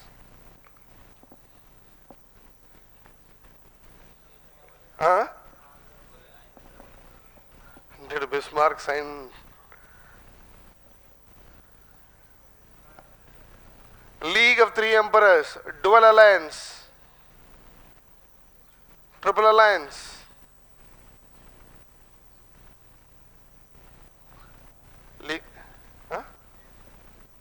series of peacetime alliances. League of Three Emperors, Dual Alliance, Triple Alliance. Close the brackets. And secret treaties. And secret treaties. Within brackets, right? Reinsurance treaty. And secret treaties within brackets, reinsurance treaty. You know the years, right? I already told you. League of Three Emperors 1873, Dual Alliance 1879, Triple Alliance 1882, Reinsurance Treaty 1887. Refer, write later, doesn't matter. Yeah, full stop. Nothing wrong in this. But in the long term, in the long term, such efforts proved to be harmful,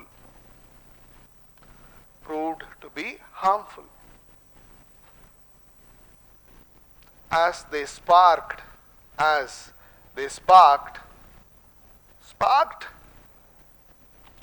counter alliances, within brackets,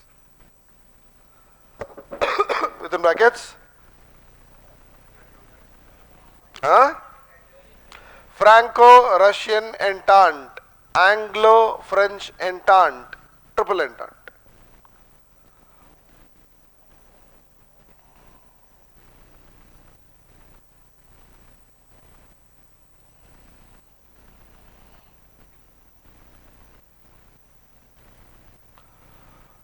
Full stop. By early 20th century,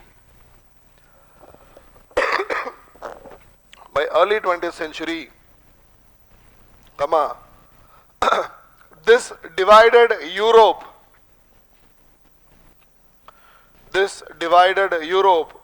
into two rival groups.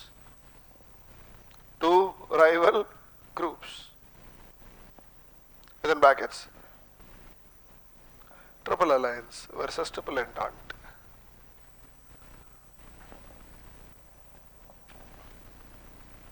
Which made the World War possible.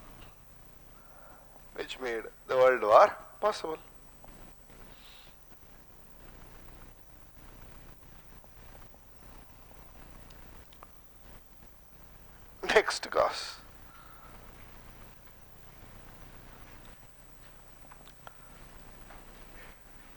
A series of conflicts in Europe.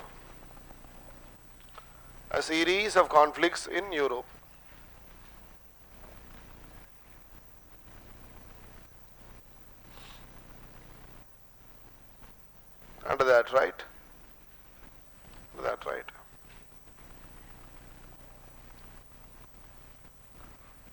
Conflicts like First and Second Moroccan Crisis,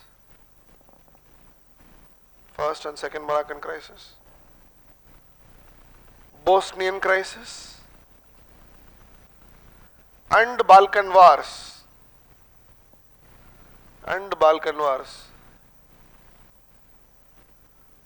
Increased the mutual distrust, distrust and disloyalty between European powers.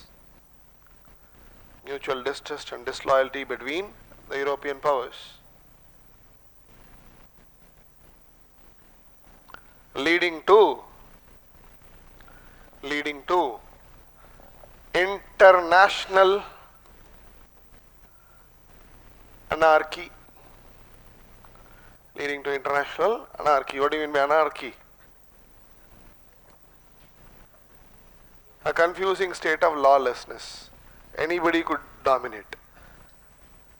Anarchy means lawlessness.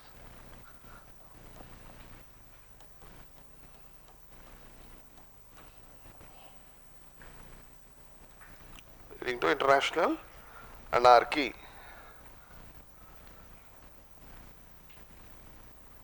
And the Balkans had become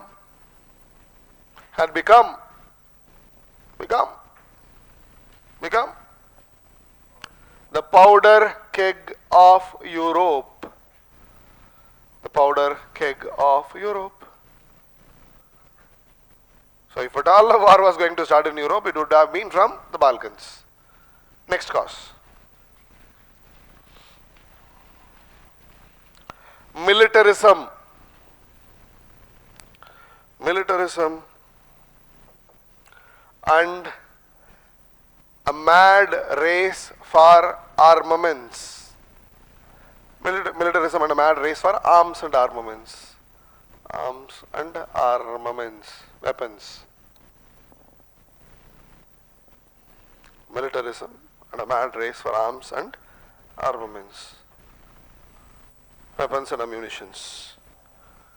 Militarism and a mad race for arms and armaments. Under that, right? Under that, right? Industrial Revolution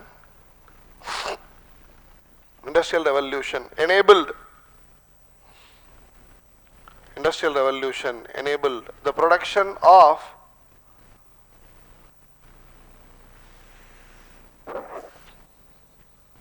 modern arms and armaments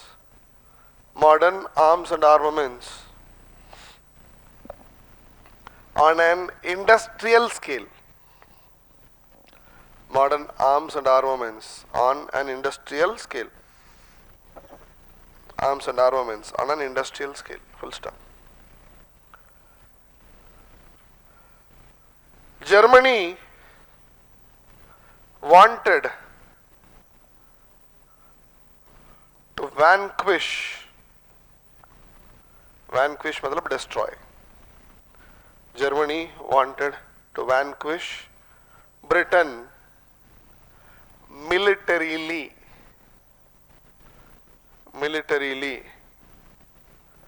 and hence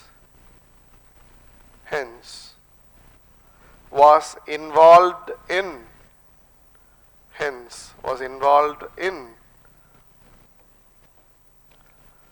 a naval race with Britain. Hence was involved in a naval race with Britain. Why naval race? Because it is with Navy you dominate the world. Aviation technology had not developed sufficiently. The first successfully demonstrated flight had happened only in 1903, Wright brothers. So aviation technology had miles to go. So world powers had been dominating the world with the help of powerful navies, and Britain had the most powerful navy in the world. So naturally Germany tried to match the naval capacity of Britain. Full stop. But the introduction of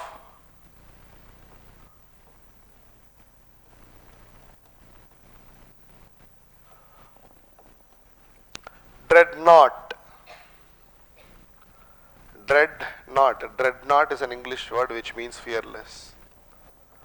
Dreadnought class naval vessels. But the introduction of dreadnought class naval vessels, fearless class naval vessels by Britain in 1906. By Britain in 1906. Renewed the naval race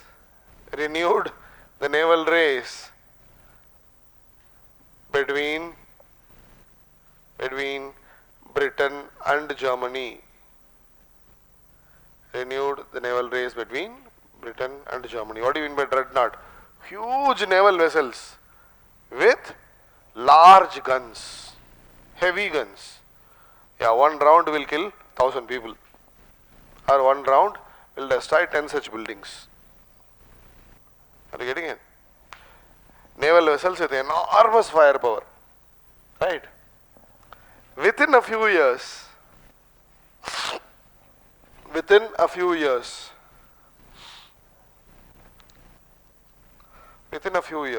come on, the countries developed super dreadnoughts,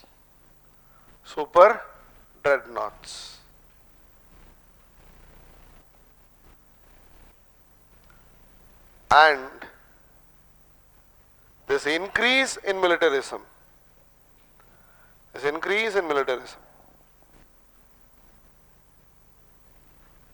pushed them towards war.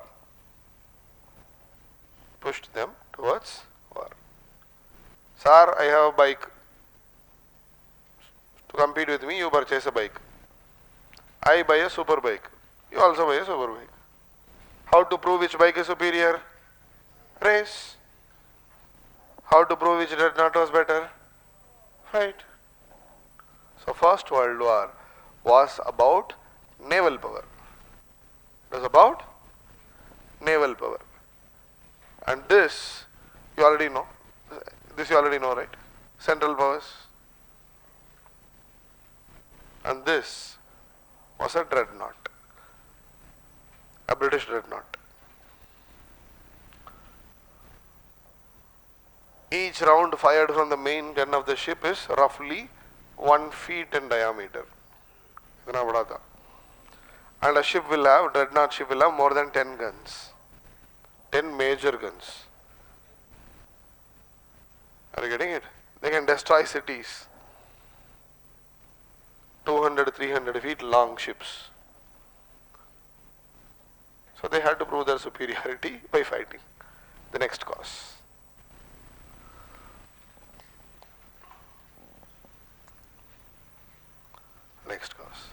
Role of press.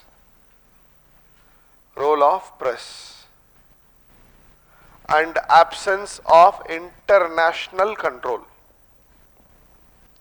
Role of press and absence of international control.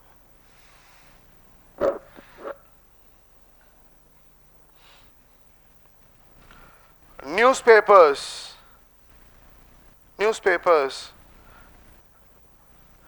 and print media in different European countries.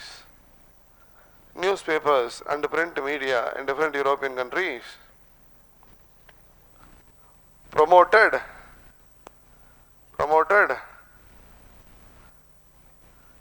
aggressive nationalism.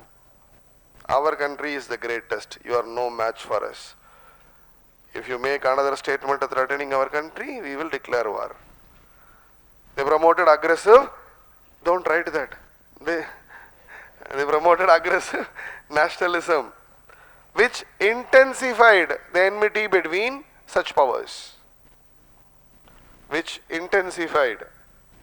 Enmity between such powers.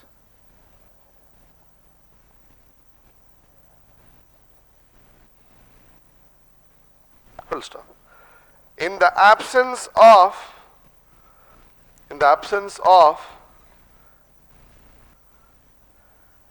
an international organization,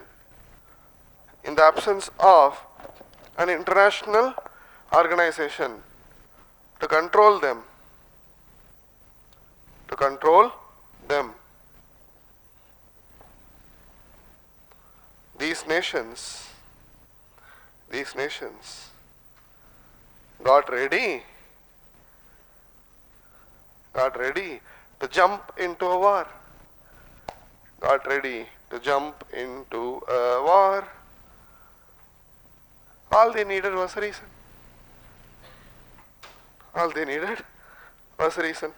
Which is the last cause. What was the immediate cause for the First World War?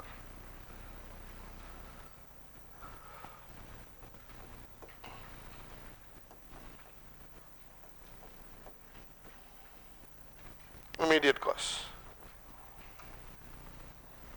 The immediate cause was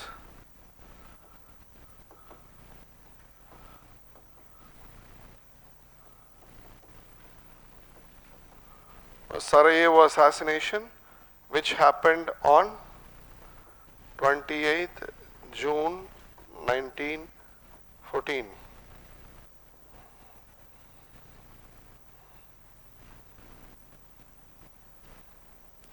Sarajevo was the capital of Bosnia-Herzegovina, Bosnia. But who was ruling Bosnia?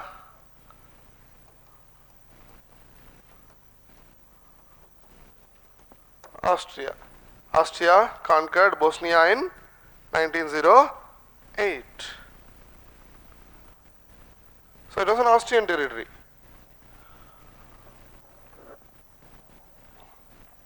So because Bosnia was an Austrian territory, the Austrian crown prince and his wife, Austrian crown prince and his wife. Crown prince in Austria is generally called as Archduke. Archduke Ferdinand and his wife Sophie. They visited Sarajevo. They were on an official visit to Sarajevo. Written as Sarajevo, pronounced as Sarajevo. So Archduke Ferdinand and his wife Sophie, they were on an official visit to Sarajevo to inspect the Austrian troops stationed there. Official visit.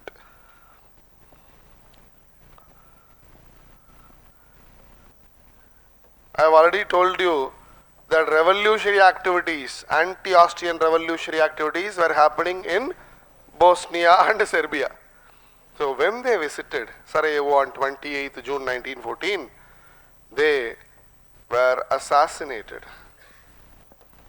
shot dead by a young revolutionary called Gavrilo Princip. Gavrilo Princip. He was a revolutionary in Bosnia. He was a Bosnian revolutionary who belonged to a revolutionary group called, anybody?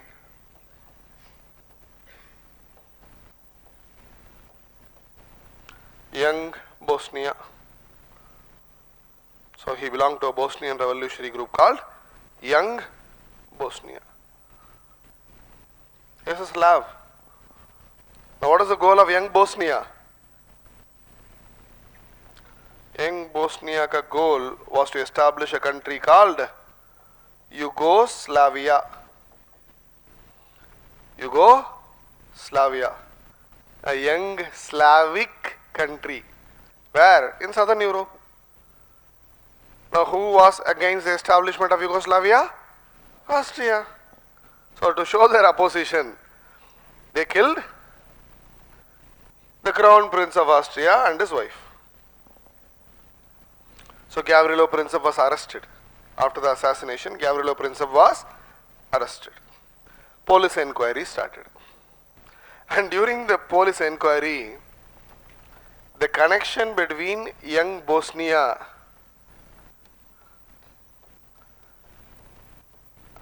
and a Serbian revolutionary group called Black Hand was revealed. So this Young Bosnia was connected to another revolutionary group in Serbia. Imagine there is a Pakistani terrorist group, which encourages terroristic activities in India. Now they tell a local terrorist group in India to kill an important leader. Assassination. So Indian government conducts inquiry and says that local group is really connected to the Pakistani terror group. So who will get the blame? Who will the Indian government blame? The local group or Pakistani group? Pakistani group. So naturally, Austria blamed Serbia for the assassination. Austria blamed Serbia for the assassination. Austria blamed Serbia for the assassination.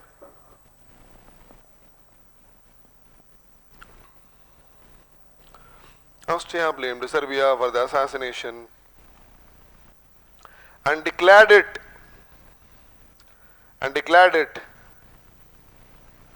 to be an act of war. An act of war. By killing our crown prince, you have declared war on our country. Accused Austria. They called this assassination to be an act of war, but they did not declare war on Serbia. Why? If Austria declared war on Serbia, who would come to the support of Serbia? Russia. You getting it? Austria feared Russian involvement. But Austria had signed an agreement, alliance with Germany in 1882, before 30 years. Austrians did not know whether that agreement alliance was still in force. So Austrians asked German Kaiser, Sir, we are going to declare war on Serbia. Will you support us? Only if you support us, we will declare war. Otherwise, yeah, we will be silent. Chup chap rahegi. So what did Kaiser say? Kaiser wanted to dominate the world. Egoistic person. So Kaiser told, declare war. We'll see what happens. So after Sarajevo assassination, Austria waited actually. The assassination happened on 28th June. Austria waited for Germany ka support.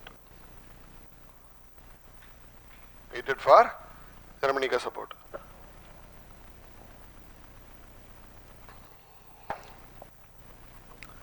Kaiser, that is William II, promised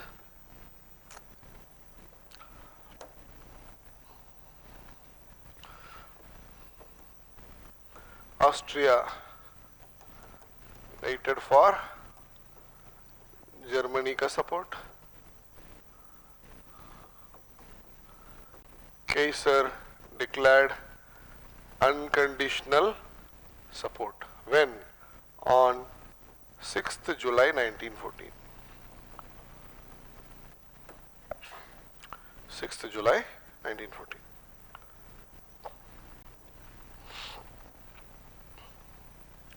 Roughly a week later, Kaiser declared unconditional support to Austria. After this, Austria issued a final warning to Serbia.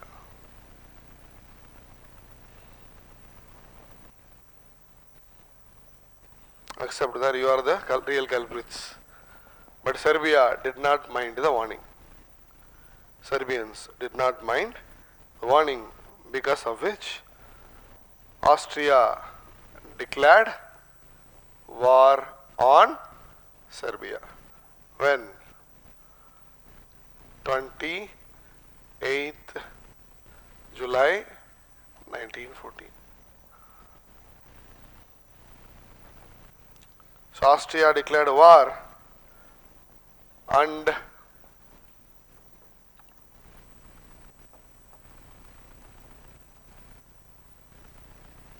Austria bombed Belgrade.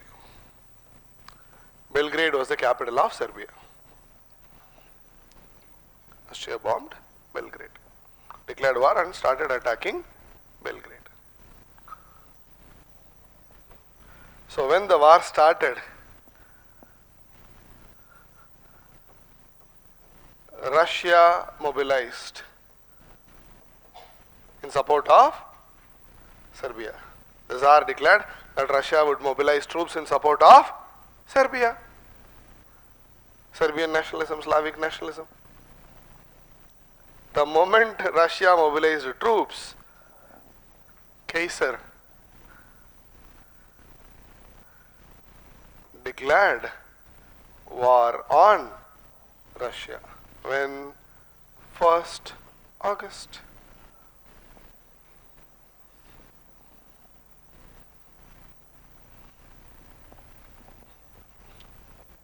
Simultaneously, France mobilized.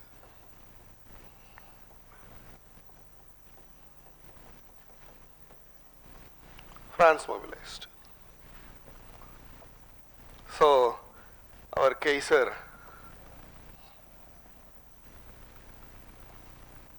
declared war on France, 3rd August.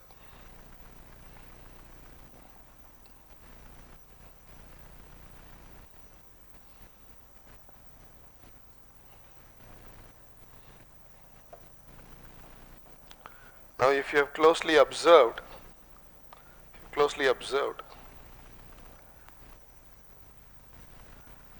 Germany had declared war on Russia and France simultaneously within 2 days. So, Germany was going to fight a two-frontal war. Is geography, any part of geography over climatology? You would have heard about air fronts. Air front, cold air mass, warm air mass, air front gets formed. So, German troops, French troops, one front. German troops, Russian troops, another front. So, Germany was going to fight war on two fronts. Were Germans ready for that? Yes, Germans thought they were ready. When France and Russia became friends, Franco-Russian Entente, 1890s में, Germans started thinking in the future they might have to fight a simultaneous war with France and Russia. So German military experts prepared a plan. The plan was called as Schlieffen Plan of 1905. If you understand Schlieffen Plan, you will understand World War and Russian Revolution. Otherwise, you won't. Schlieffen was a German military expert. Schlieffen Plan.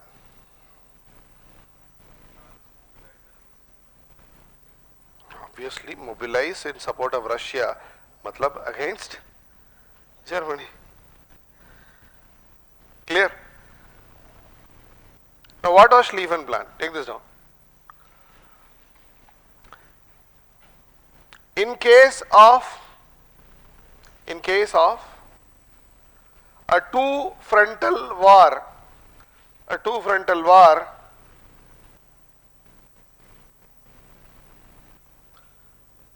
against Russia and France, in case of a two-frontal war against Russia and France,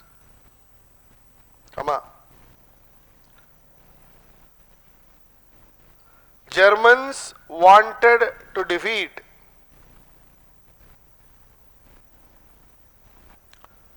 France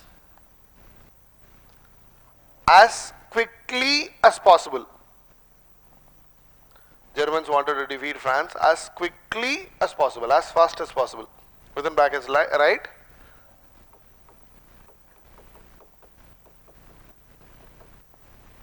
Blitzkrieg. I told you what is Blitzkrieg, right? Germans wanted to defeat France as quickly as possible, within brackets Blitzkrieg, and then return their troops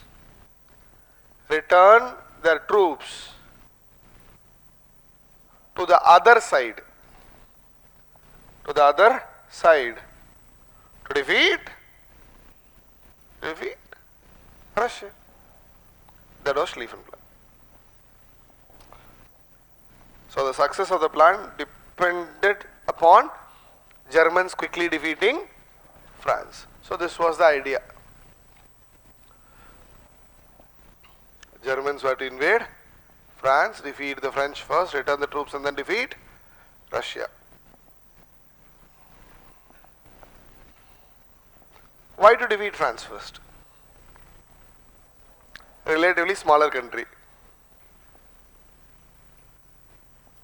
And France had an efficient railway network. So Germans, if they did not defeat France immediately, France could have mobilized all the troops immediately. So before France mobilized, they wanted to defeat France, because France had an efficient railway network. Whereas Russian railways were inefficient. So Russia would have taken longer time to mobilize. So before Russia fully mobilized, Germans planned to defeat France and then return to defeat Russia. Clear? That was Schlieffen Plan. But historically Germany had been isolating France. So French were also fearing a war against Germany. Historically, France was fearing a war against Germany. So France had strengthened the defense along the borders. The French people had strengthened their defense along their border. It would not have been easy for Germany to invade France. So they had created all the defensive structures along the borders. They have fortified the borders. But what was the German plan? To defeat France as fast as possible. Meaning they could not invade via the common boundary, because it is well protected. Because the French borders were well protected, the Germans were forced to invade France via Belgium. The Germans were forced to invade France via Belgium. So Germany declared war, and who were they going to defeat first? Russia or France? France. So German military invaded France via Belgium. Clear? Problem was, Belgium was a neutral country. After all, they supply chocolate to the whole world. Belgium was a neutral country. And Belgium was protected by the Treaty of London, 1839. Countries like Britain had promised to protect the neutrality of Belgium. According to this treaty, no country was to invade Belgium. But Germany had violated neutrality of Belgium unnecessarily.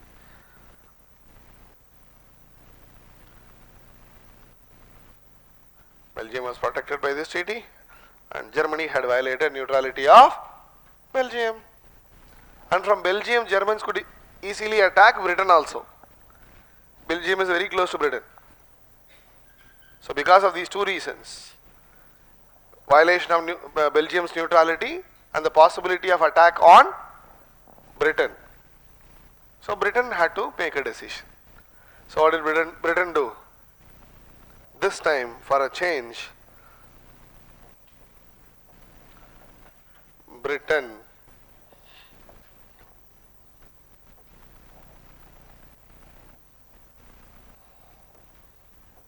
declared war on Germany. Britain declared war on Germany. When? On 4th August. Britain declared war on Germany on 4th August.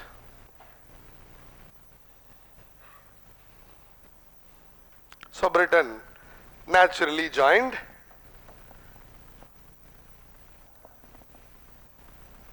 France and Russia. So, alliance system had come into play. So, just write this one sentence. Austrian attack on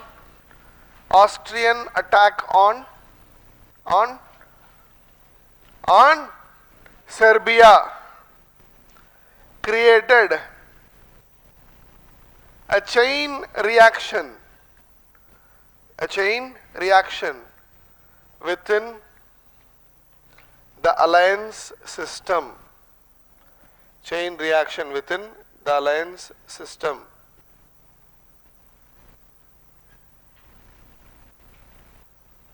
And resulted in the World War.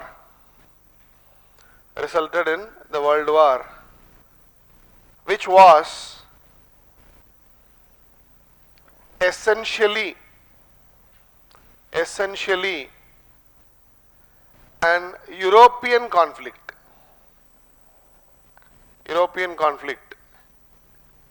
in the beginning. Which was essentially an European conflict in the beginning.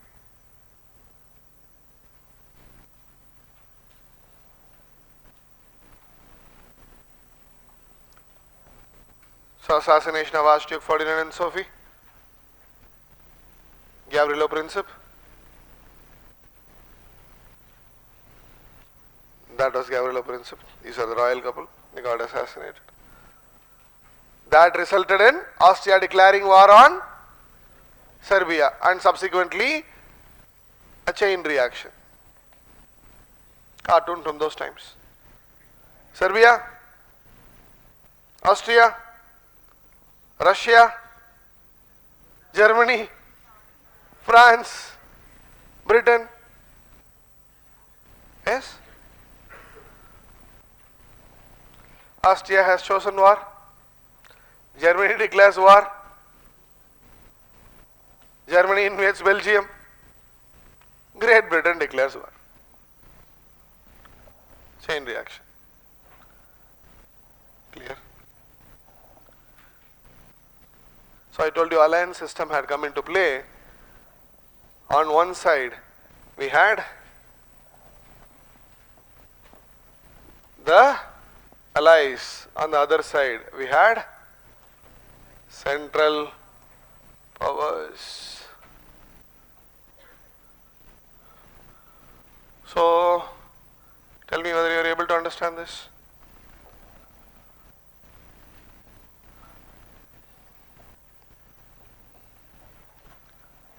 Austria declared war on Serbia. Russia mobilized. So Germany declared war. France mobilized. Right? Germany invaded Belgium. So Britain entered. Clear?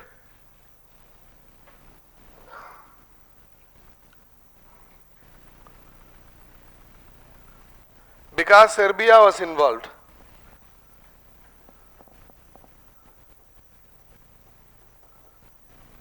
we had Bulgaria here. Why Bulgaria was defeated by Serbia in the Second Balkan War? Because Russia was involved. We had Ottomans or Turkey here.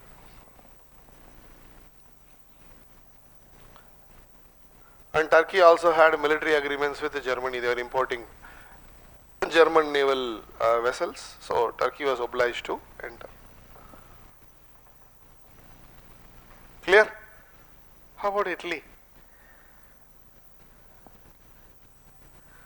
Italy.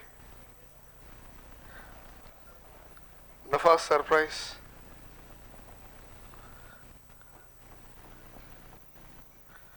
Italy joined the Allies. Italy joined the Allies. For 1 year, Italy did not join the war at all. Italy was trying to be neutral. Italy was trying to be neutral. But Italy eventually joined the Allies because Italy was promised territories in southern Europe according to the secret Treaty of London 1915. Italy badly needed territories to support industrial revolution.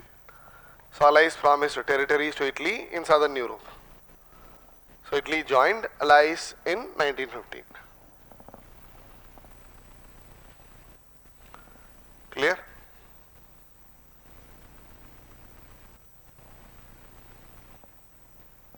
Next surprise. Was India a party to the war?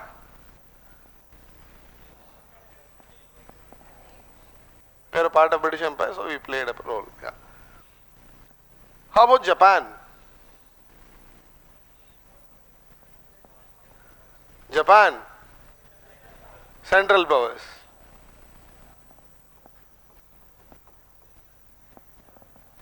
Japan was on the Allied side. Allied side.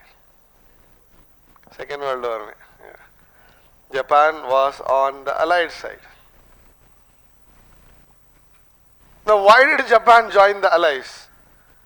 Natural question. Japan was a great industrial power. She had managed to defeat Russia in the Russo-Japanese War. But because Japan was an Asian country, the Western powers did not give recognition to Japan. So Japan wanted world's attention that I am also Don. So Japan wanted international recognition as a great power. And the German spheres of influence are, why confuse it, spheres of influence, German colonies are spheres of influence in Asia and the Pacific. By Asia, I mean China.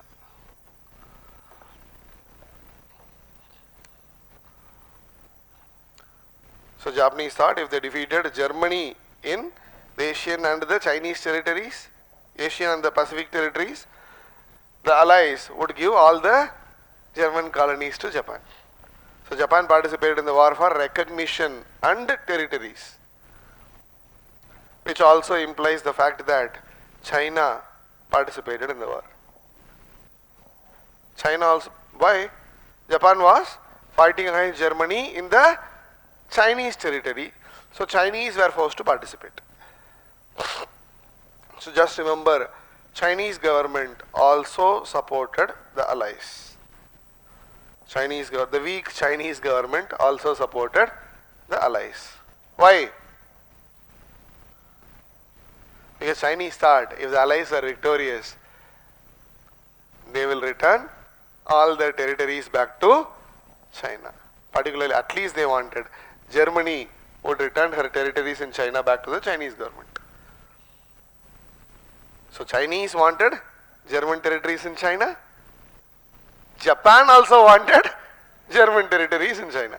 Both of them ended up helping the Allies. Last but not the least,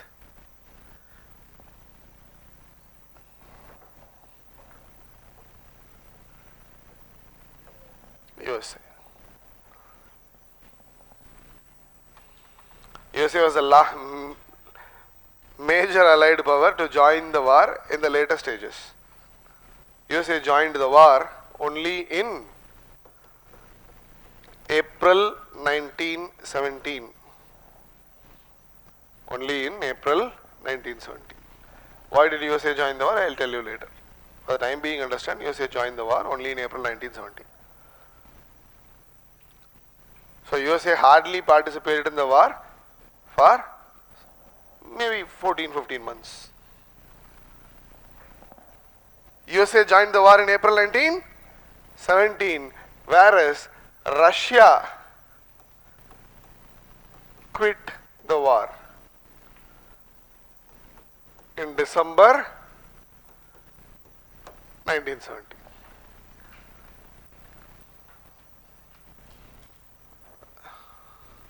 Why? Because of Russian Revolution. Russian Revolution of 1917. Bolsheviks are Russian communists under Lenin had come to power in Russia. Russian monarchy had been toppled. Russian king resigned. Who was Russian king? Tsar Nicholas II had resigned, abdicated.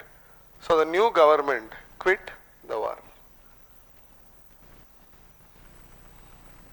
In 1917 itself. So USA ka entry, Russia ka exit.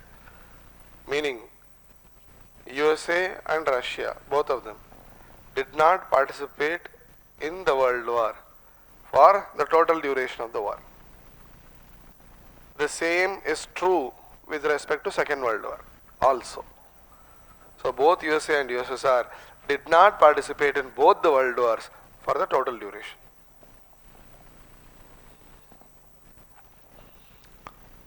I hope you are able to understand this. Yes? Have you copied? So this is what you already know the timeline, 28 July, 11th November. This is what I presented here in terms of flags. That's it. We'll start with the course. So which country declared war on Germany? Which country declared war on Germany? Britain. So which country had the most powerful navy in the world? Britain. Now how do you weaken a country militarily? If you hurt a country's trade, that country will be weakened militarily as well. So after declaring war, Britain imposed a naval blockade on Germany. Britain imposed a naval blockade on Germany. This naval blockade was initiated in 1914. It continued till 1919 for 5 years.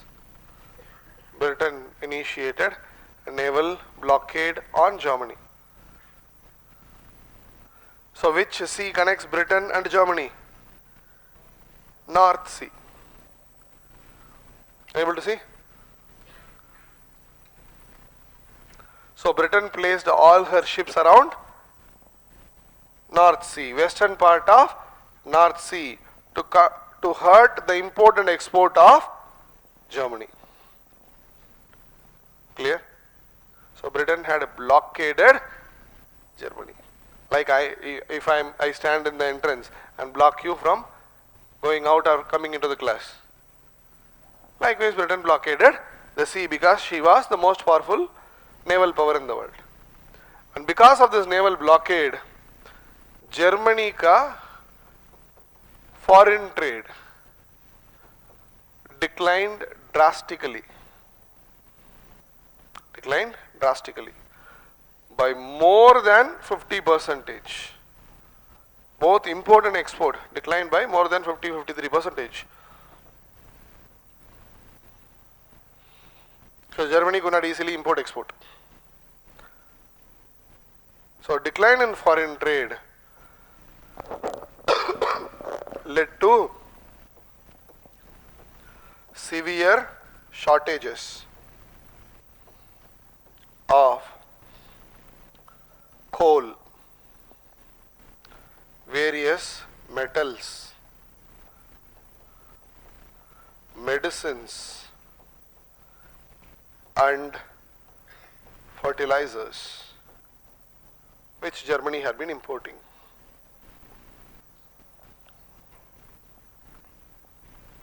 So Germany faced severe shortages of coal, metal, medicines and fertilizers. Clear? As a result, Germany faced decline of various industries, agriculture,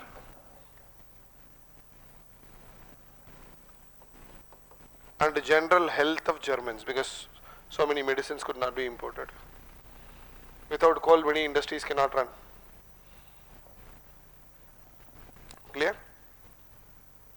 So due to this naval blockade, Germany faced decline of agriculture, industrial slowdown, and the death of anywhere between 5 to 8 lakh Germans over these 5 years. So due to this naval blockade, 5 to 8 lakh Germans died. Why? Agriculture declined, hunger, starvation, medicines are not available, health declined, diseases could not be cured. So 5 to 8 lakh Germans died due to this naval blockade. So how did Germany counter this naval blockade?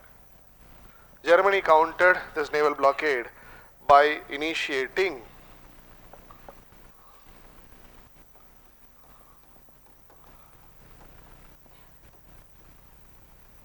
a submarine campaign. Germany had submarines called U-boats. Using these submarines, Germany started patrolling the eastern part of North Sea. And sometimes the German submarines also attacked the British vessels to get their cargo through. See? British Navy. So German Navy would have started patrolling. German Navy would have, using the submarines, German Navy would have attacked British ships. That is how Germany countered the naval blockade. So on one hand, naval blockade versus submarine campaign. Simultaneously, the Germans initiated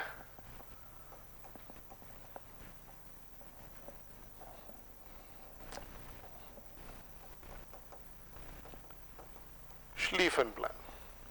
What was Schlieffen Plan? To defeat France first and then to return the troops to defeat Russia. So parallelly, naval blockade, submarine campaign, simultaneously Germany initiated Schlieffen. So via Belgium, Germany invaded France.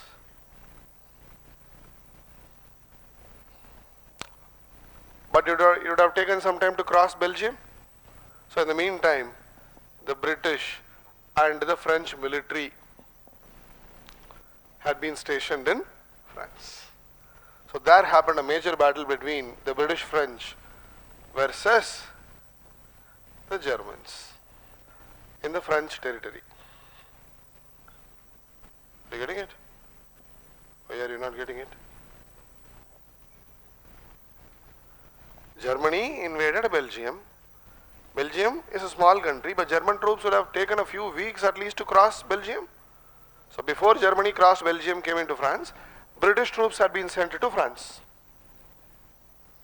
So British and the French troops in French territories versus German troops. They fought a battle called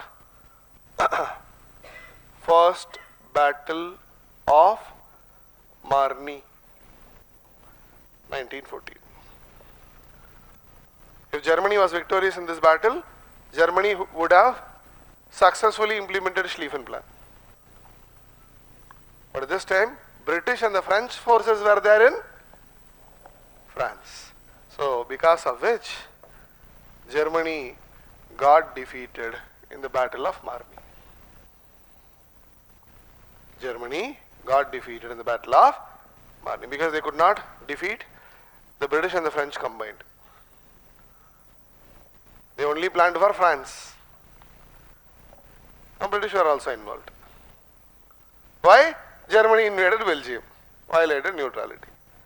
Clear? So Germany lost the first battle of Marne and German soldiers, German troops were forced to retreat. They were forced to go to the borders of France. They have come so close to Paris, but they were forced to go to the border, retreat to the borders of France. So, if this was France, along the French border, on one side, we had the British and the French. France-Belgian border. On the other side, we had the Germans. Are you able to understand? Yes? So, British, French versus Germans.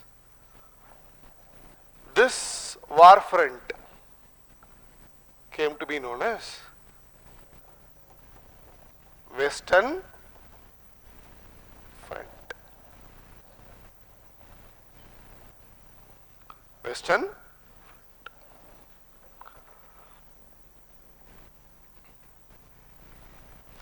Today, modern warfare, IPL. One army, one team versus another team. They fight in the open. Gladiators of modern times. Right. But here it was a war. So they were not staying in the open. In which case they would have been killed. So what did they do? They dug huge pits along the ground. These pits are called trenches. They were hiding inside these trenches and trying to defeat their enemies. But the soldiers literally had to live, fight and die in the trenches. And it was not a small pit in one place. These trenches extended all the way from Belgium to Switzerland. They had created trenches, in fact a trench network running for roughly 800 to 900 kilometers. Are you getting it? So along the Western Front, the European powers started trench warfare. Trench warfare. Have you seen a movie called Wonder Woman? Gal Gadot's Wonder Woman climbs out of the trench, destroys the enemies. So that is trench warfare. So trench warfare started along the Western Front, but trench warfare there is a problem. You cannot achieve victory. Why? You dig a trench, you hide. Enemy will also do the same. So when your enemy tries to come out, you will kill him. When you try to come out, they will kill you. When you sleep, they will put a poison gas ka bomb. When they sleep, you will do the same. What's the end to that? So during trench warfare along the Western Front, there happened two historic battles. We had, note down, the Battle of Verdun and the Battle of Somme. Both these battles happened in 1916. Both these battles happened in 1916. Trench warfare ka battles. Trench warfare ka battles. Now imagine, we are all allies. We are on this side of the border, Karol Bagh. The Germans are, let's say, in Ramakrishna Ashram Marg. Jandewalan, next metro station, Jandewalan. So we are in the trenches, they are also in the trenches. Now we try to overpower them and conquer their territory. They try to overpower us and conquer our territory. Clear? Small area. Karol Bagh to Jandewalan, hardly 1.5 kilometers. Lesser than that from here. Yes? To capture this 1.5 kilometer or let's say 1 square kilometer of territory, all of us died. To capture few kilometers of territory along the western front during the battles of Verdun and Somme, each side, British French side and the German side, sacrificed 5 lakh soldiers. To sacrifice Jandewala, they sacrificed 5 lakh soldiers. Are you getting it? So trench war claimed lakhs of lives. Even then there was no decisive victory. Are you getting it? So trench warfare led to the deaths of lakhs of soldiers. Simultaneously, North Sea, who was controlling the western part? Britain. Who was controlling the eastern part? Germany. So there happened a naval battle in North Sea. It's called Battle of Jutland. 1916. Battle of Jutland. 1916. Naval battle between British and the Germans. This Battle of Jutland was also inconclusive. Trench warfare, no result except for loss of lives. Battle of Jutland, no result. So the war along the western front had come to a stalemate. Stalemate is a term used in chess. When both the players are out of moves. I cannot move, you cannot move. The two sides did not know what else to do. So they were clueless. The war had come to a stalemate along the western front. Observe. Schlieffen Plan, are you able to see? Invasion of France via Belgium, naval blockade. Simultaneously, Schlieffen Plan, naval blockade. Remember that? Yeah. Now, Germans pushed into France, but British and French defeated them. First battle of Marne.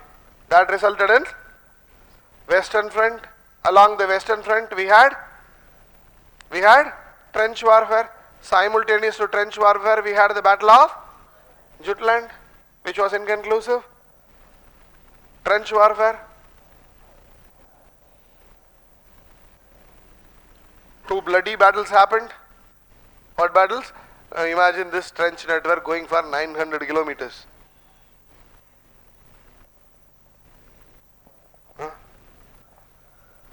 Battle of Verdun, Battle of Somme.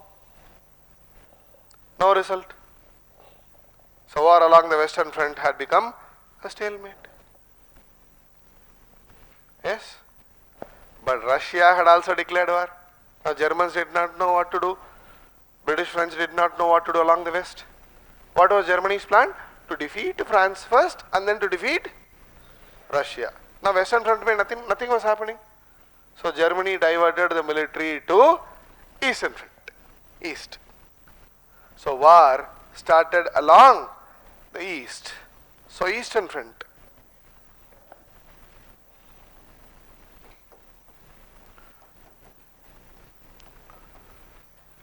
So eastern front mein who was fighting against who? Who? Germany, Austria versus Russia. Germans and Austrians were fighting against Russians. The problem was Russia lacked food, clothing, weapons. Russia was facing a food scarcity. Russian soldiers did not have proper uniform, they did not have boots. they did not have sufficient arms and ammunitions to fight the war. Yet they had started fighting. So all Russia needed was supplies. Supplies of food, medicines, clothing, arms and ammunitions were badly needed by the Russians. So who wanted to send supplies to Russia? Britain and France sent supplies to Russia. They are friends, no? They sent supplies to Russia. But the supplies had to reach Russia only via two routes. Which routes? Either via North Sea, which was under German control. Eastern part of North Sea was controlled by Germany. Submarines, right? Yes? The other route was Black Sea.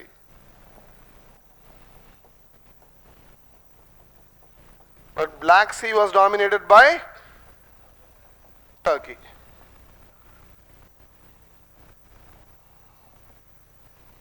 Are you getting it? North Sea route में the goods could directly reach Baltic. If Germans did not oppose, but Germans opposed. Black Sea में the goods had to reach southwestern Russia, and then the goods had to be transported via land. But for this you have to cross narrow straits, Bosporus Strait, Dardanelles Strait and all. So in the areas around Black Sea, Turkey initiated a trench warfare.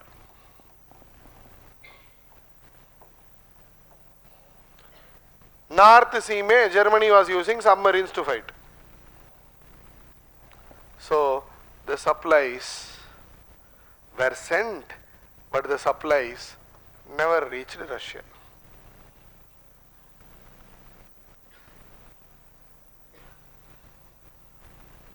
So Russia suffered heavy losses in the war. Russia suffered heavy losses in the war.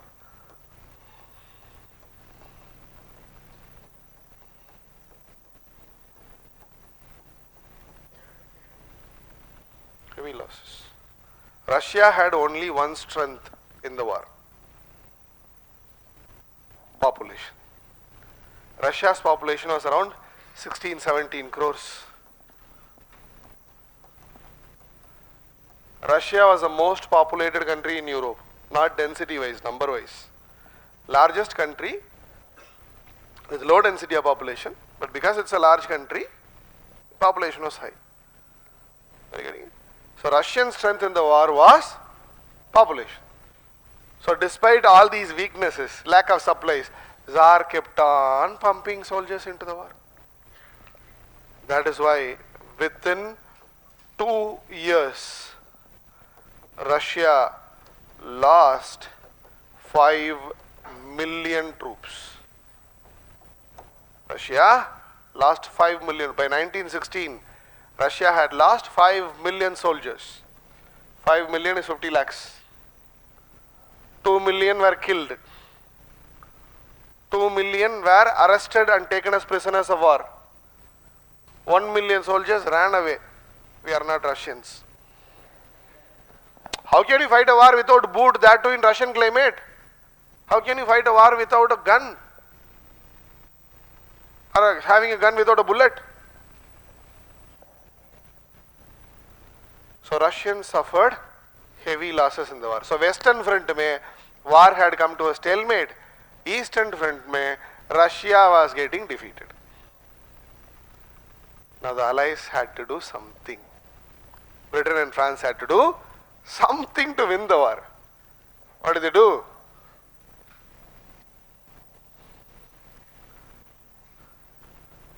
Britain and France, they attacked German colonies in Africa. They started attacking German colonies in Africa. Japan attacked German colonies in Asia Pacific.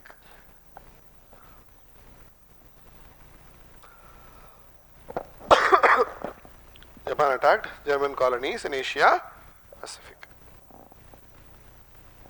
Clear? So earlier the war was an European conflict. War had spilled over into Middle East. Turkey ka involvement. Now war had extended to Africa. War had extended to China, Far East. So the war gradually became a world war. An European conflict reached the proportions of world war. Subsequently, the war also reached the Americas. USA entered the war. Why did USA enter the war? That we will discuss tomorrow. Yeah? If you have a doubt, stay, else you are free to go.